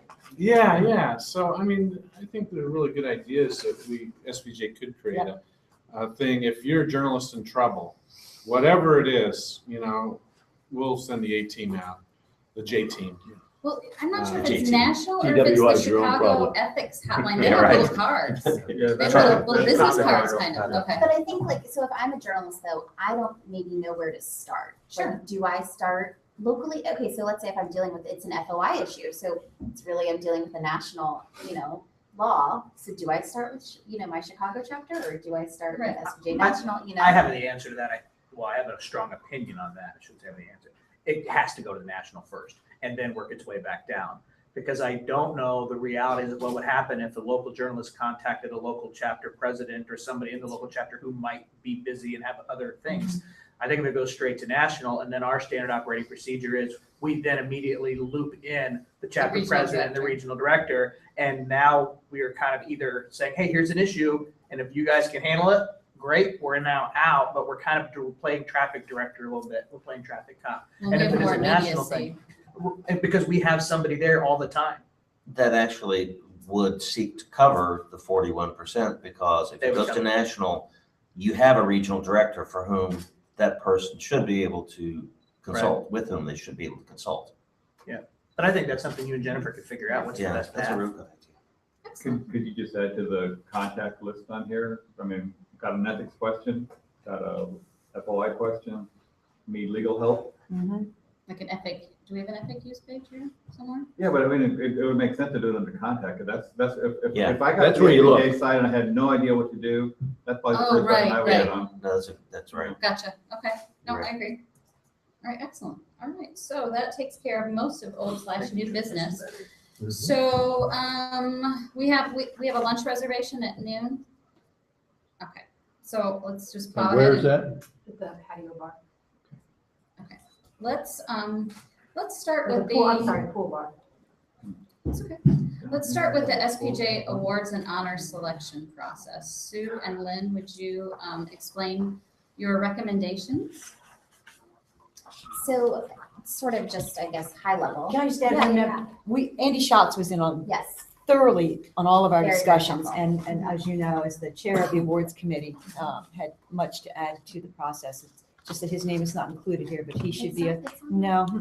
No? I think it might have been mentioned in the body, but the notification just says it's from you and me. Oh, this is just who's talking No, about it this at is the on meeting. the memo that was Oh, typed up. oh, Page okay. He's 37. mentioned prominently. He is, And but this he bill? was a part of, I mean, Oh, not on, oh, Yeah. I see. and I just want to make sure. Yeah, no, don't. Thank you, Andy, wherever you are. Oh, he's listening. I know he is, but from Thanks, Andy. Maryland. Thank you, Andy. So this started with the board meeting in Nashville. Basically, the thought of, that maybe when decisions are made when it comes to awards, could the board be more involved? That's why, to me, I guess, sitting there kind of, what could be done to get the full board more involved with the processes of selecting people for awards or fellowships or fellows, all of that. So that's where we started. The first thing we did was try to see, okay, what exactly is the process for each of these awards? Who, and we worked with headquarters to get that. How does it work? Who's involved? Who approves what? And what's the process after that approval happens? So based off of that, then we've made the recommendations. Overall, generally, if you haven't had a chance to read, most of our recommendations are that there is a recommendation to the exec committee that used to happen just like how it used to with most of the other instances. The exec committee would then make their recommendation to the full board, who would, in most cases, except for I think 2, would either vote, yes, we support this recommendation and it moves forward, or no, we don't. In case of the Wells Key, the recommendation, though, is different than that, and is that there would be a secret ballot vote By the full board. by the full board. That's the very sort of gist. We could, if you want, we can go award by award. I don't know how people want to kind of address it, but a lot of them are the same in that the only thing in a lot of cases that is now changed is that the exec board is taking instead of deciding, they're making a recommendation to the full board to approve or deny in most of the cases. The reasoning behind that was, let's take for the Sunshine Award. The FOI committee is very involved in that. We didn't feel that we need to have a secret ballot on an award like that when we already have trusted a committee that are sort of experts in that field.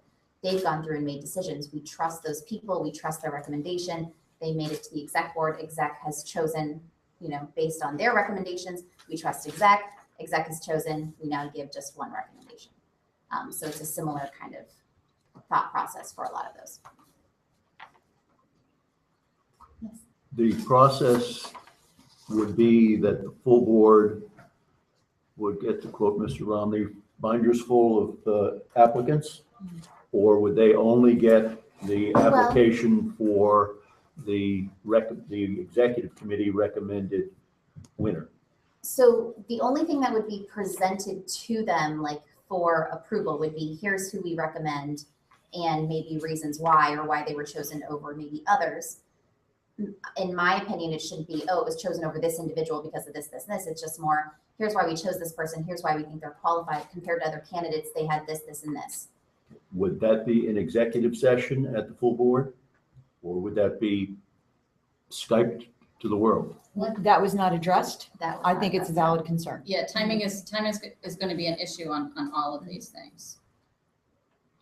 Particularly for this year. But also addressing, and it's my understanding, anyone could go online on the web to see these applications that are submitted. So let's say if the full board, Is that accurate? No. The Okay. URL is not secure, is not protected, but we don't widely publicize Not it. advertised. but so if someone wanted to see who all the candidates were, a board member, they absolutely could do that. So if they wanted to look into that much detail. So that's why we wouldn't be providing it to them.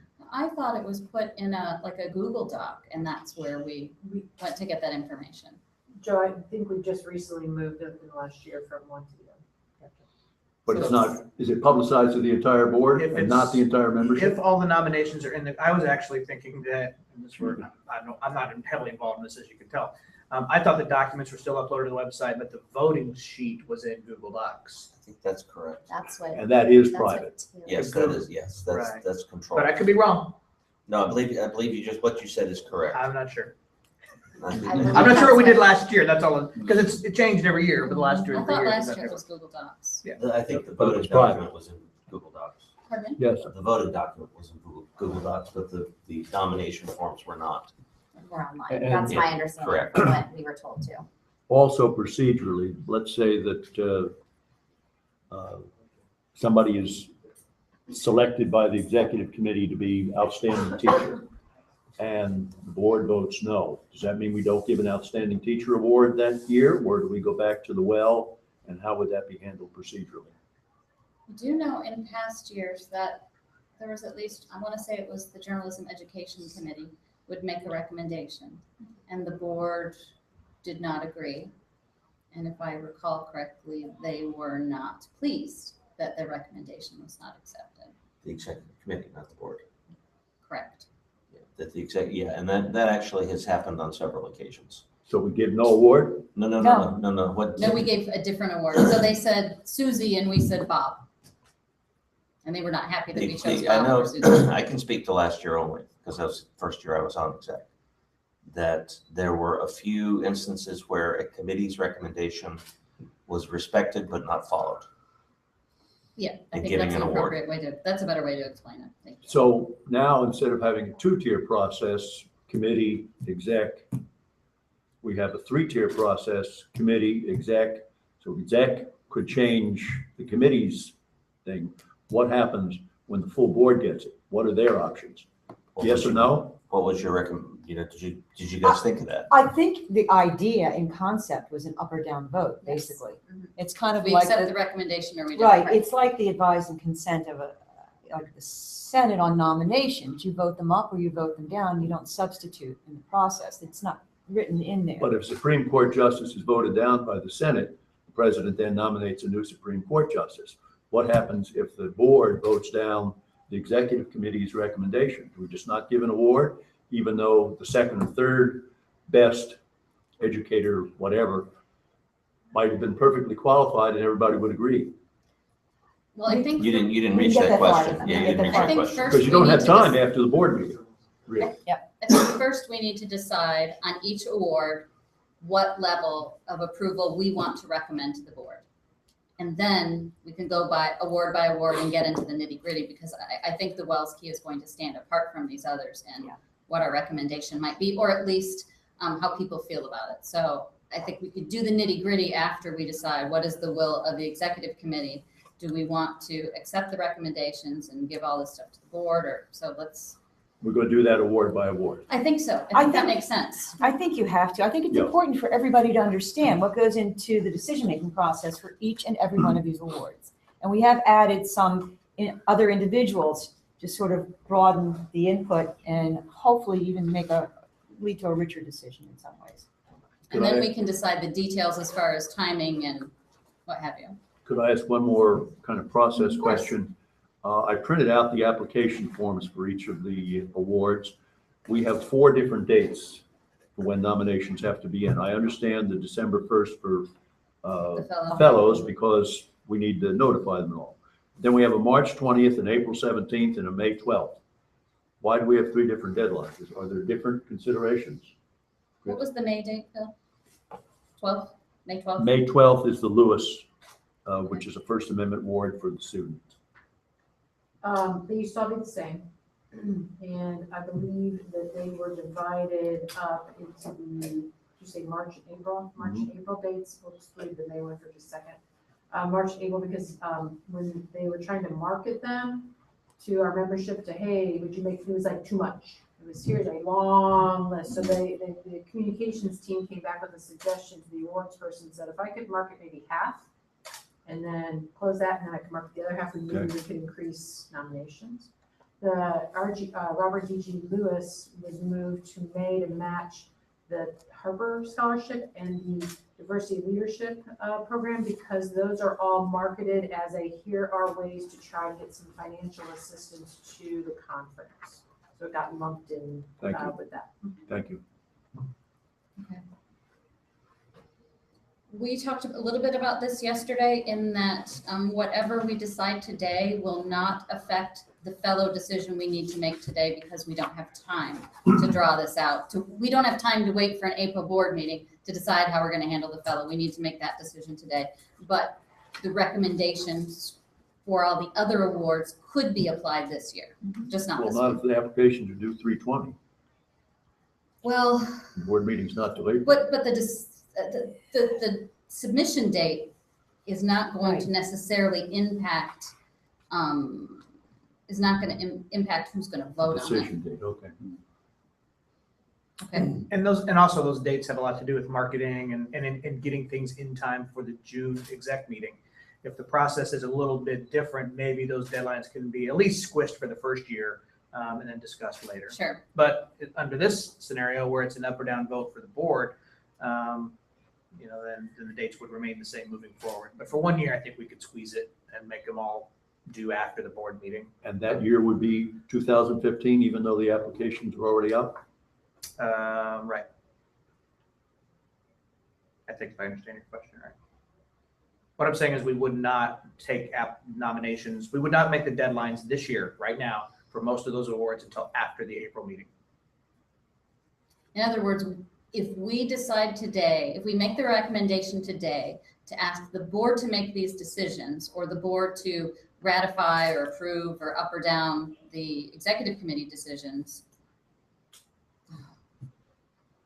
I want to explain that. We're not going to be voting on these at the April 18th meeting. No matter when these come in, we will not have enough time to vote on them April 18th. If we give the board the authority or the board takes the authority to make these decisions, there will have to be an extra meeting to do this. And it'll be. Or we can put it off until 2000, effective date into 2016. That's possible also. That's I possible think also. that logistically might be smarter, That's- especially for the first year where we're not really sure how it's going to work. Right. That's a possibility. That's something to consider. Not a bad suggestion. Okay.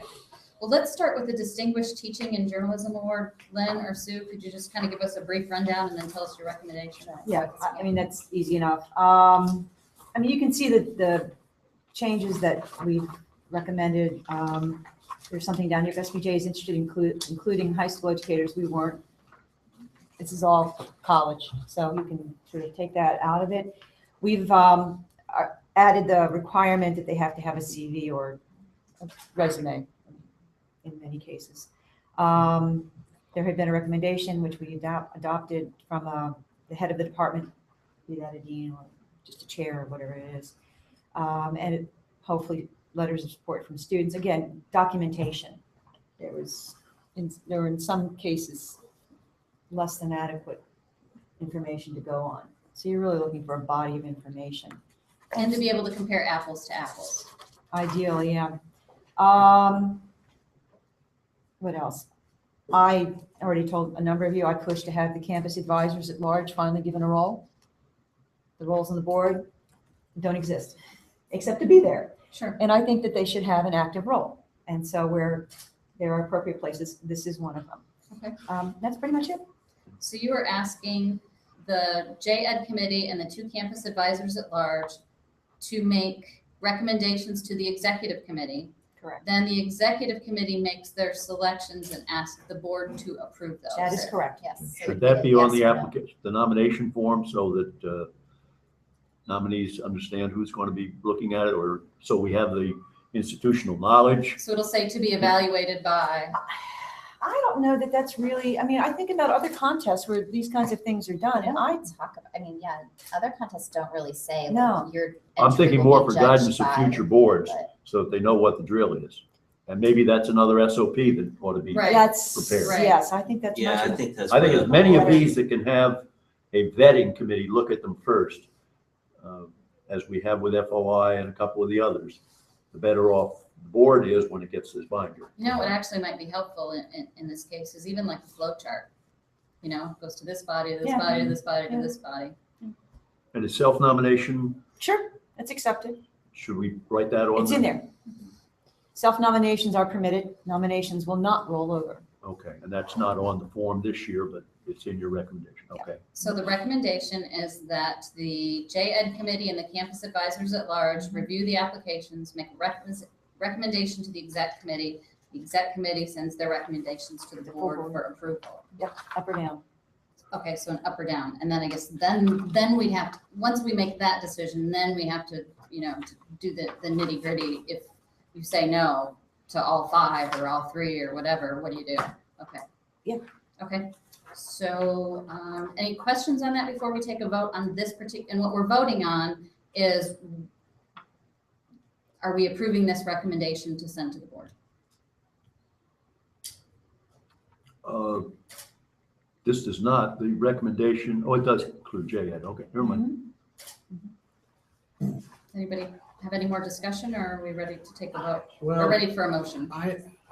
I still have questions about the general process and that we're applying to all these awards. Okay, let's talk about that first. I mean, we have individuals, little things with each of these that we can talk about, but the whole idea of the general thing, I mean, I'm not ready to vote on that. I mean, I'd like to further discuss that or Okay. before I vote.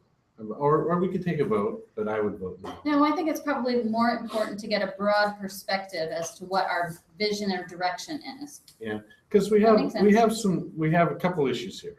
I mean, we have the issue of, well, do we want to change the whole process and have the full board sign off on it? So that's one question.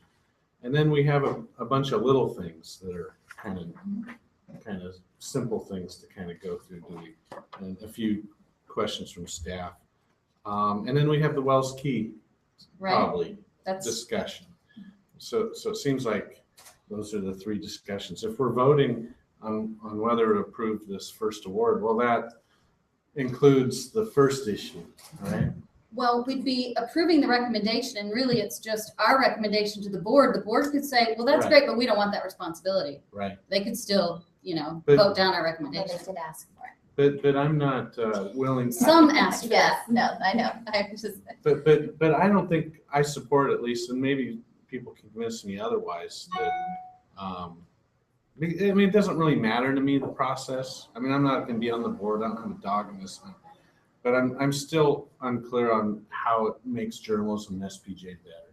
And I see potential for making the system worse, for creating divisiveness, for creating more bureaucracy and distracting the board from other things that, it could do to help journalism in the society.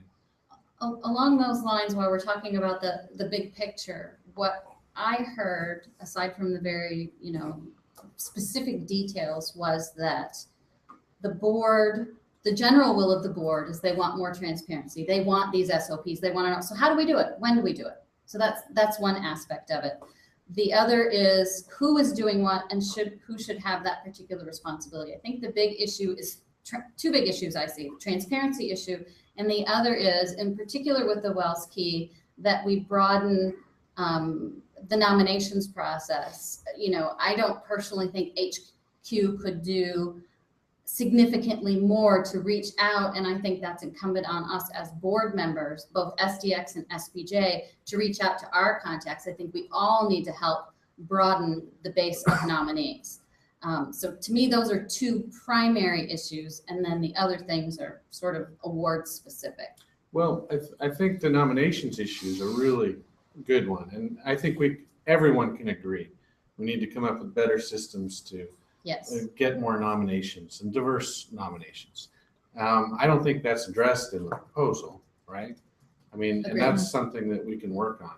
So that's one thing. And then the other thing, as far as transparency, sure. I mean, I think creating this document, putting it out there, making it clear how all this works, we can do that as well. Sure. I think everyone And agrees on that. nobody would disagree with that. So my question is, do we create a 3rd layer, as Bill says, and create basically a summer meeting, probably, that where the board may or may not 5, 10 years from now, 20, get in fights over, oh, this person's not good, or they are.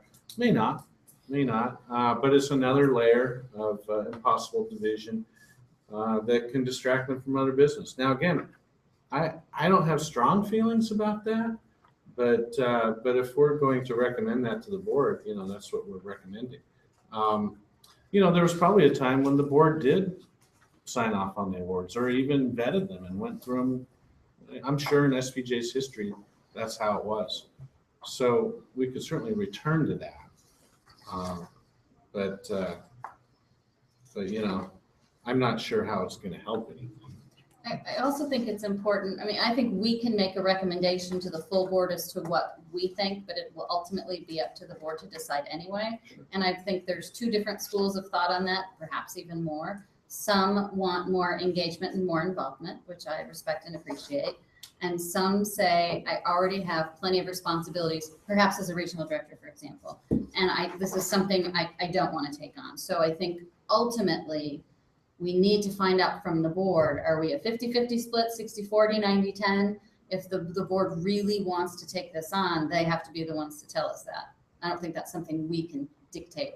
Paul? I think, as I read your proposals here, you're institutionalizing that the board makes the executive committee the vetting committee.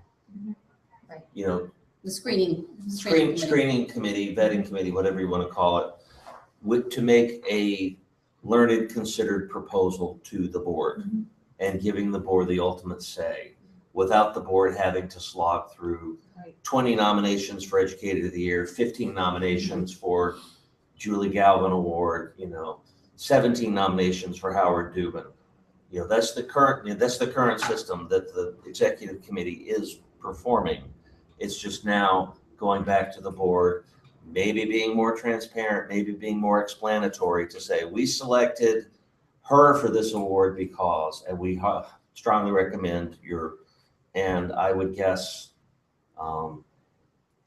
in most instances that will be fine, that there was, because there will be RDs that don't want to read, 75.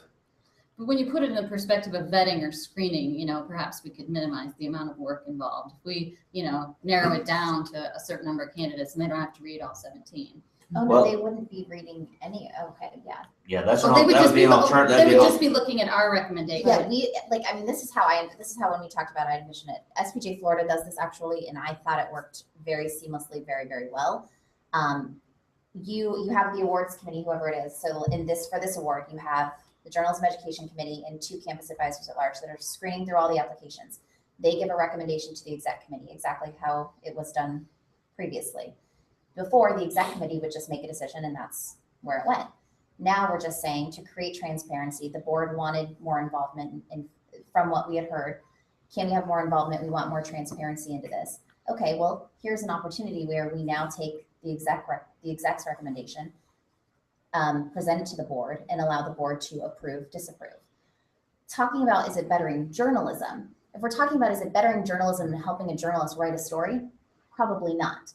But if you're talking about journalism as a whole, and what I think journalism stands for, you talk about transparency, holding people accountable, being sort of a voice and a look into what's going on. I think if we're doing that as an organization, and I know as a journalist, I expect the government to do that, I expect openness, then if we do it as an organization, we can kind of say, I think big J journalism as a whole, it gives us that argument maybe a little bit more.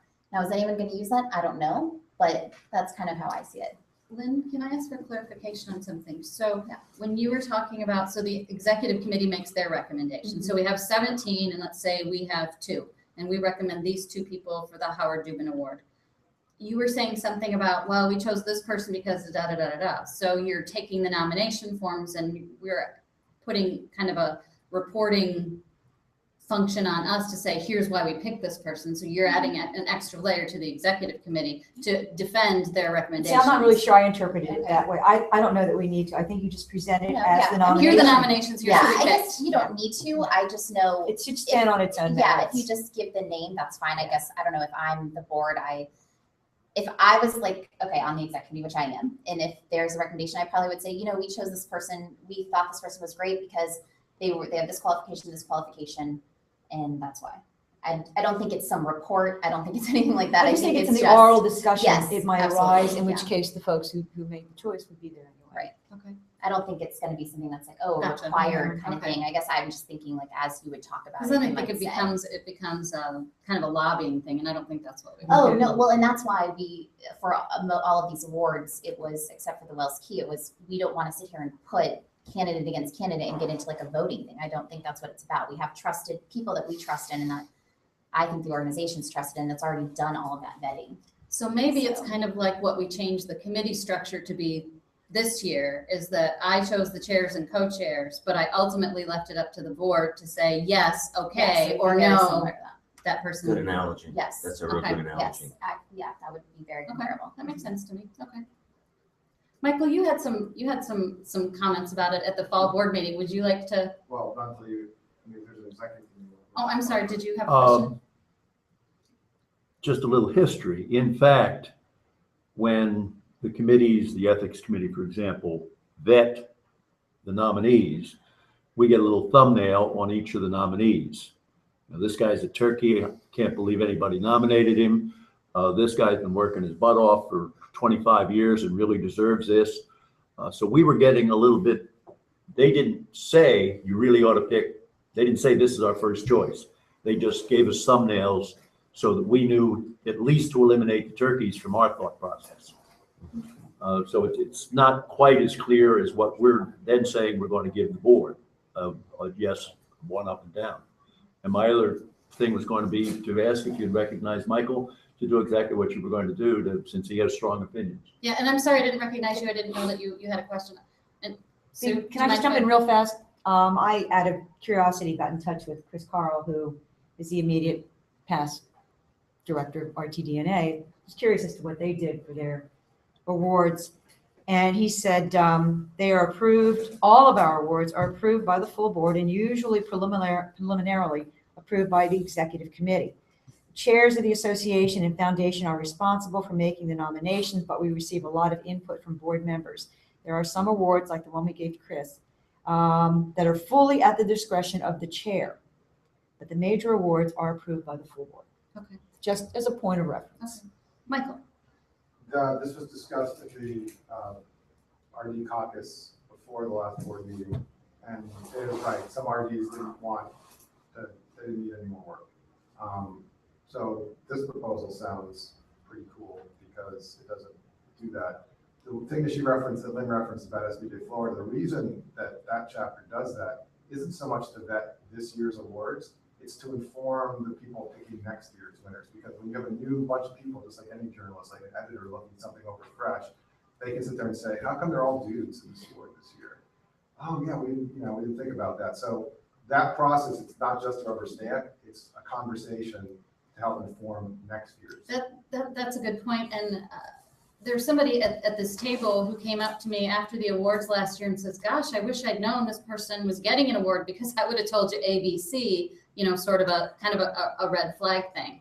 And I think adding another layer, well, I don't agree with it necessarily for the Wells Key, but I do think it would provide that sort of shock absorber or that extra protection with the board going, oh, wait, okay, I see that they've done all this great stuff, but did you know, blah, blah, blah. It might prevent some of that kind of thing. I think that is in theory prevented by the fact that the names of all the nominees are posted on the website or were.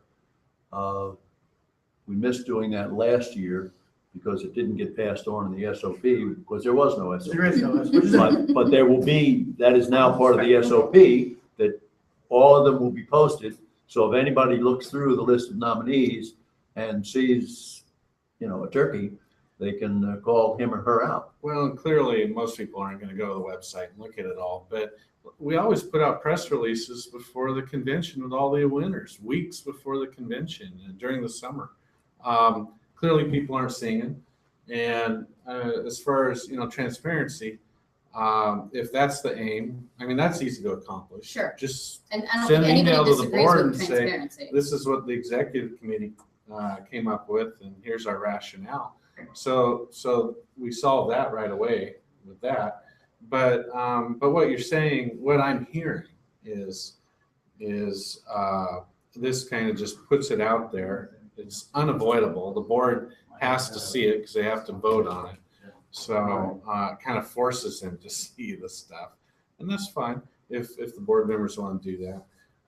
But what I'm really hearing is this is just something that helps make the board feel more involved in these decisions. And that's essentially what I'm hearing this is really all about. And that's fine. And if people want to be involved in this, then certainly the board can do that. Well, we need to wrap up briefly. We'll be talking about this when we come back for lunch. We've got to get downstairs. We have a reservation in 11 minutes. But before we do that, Robert, I know you'll have some comments later and we'll share some thoughts about the SDX board. Is there anything about the overarching process you'd like to comment on at this point? No, this is a totally an SPJ Okay. decision. I'm right out of that until we get to Wells. Okay, all right. Is there anything on this subject that absolutely cannot wait till after lunch? If not, let's adjourn for lunch. Do we need to make a motion? Is the And room going to be secure? Should we take our laptops and stuff? It will not be secure because I have a way to get back in. Better. Take your stuff. Yep, so take your, if you didn't hear that, take your phones, laptops, purses. Move that we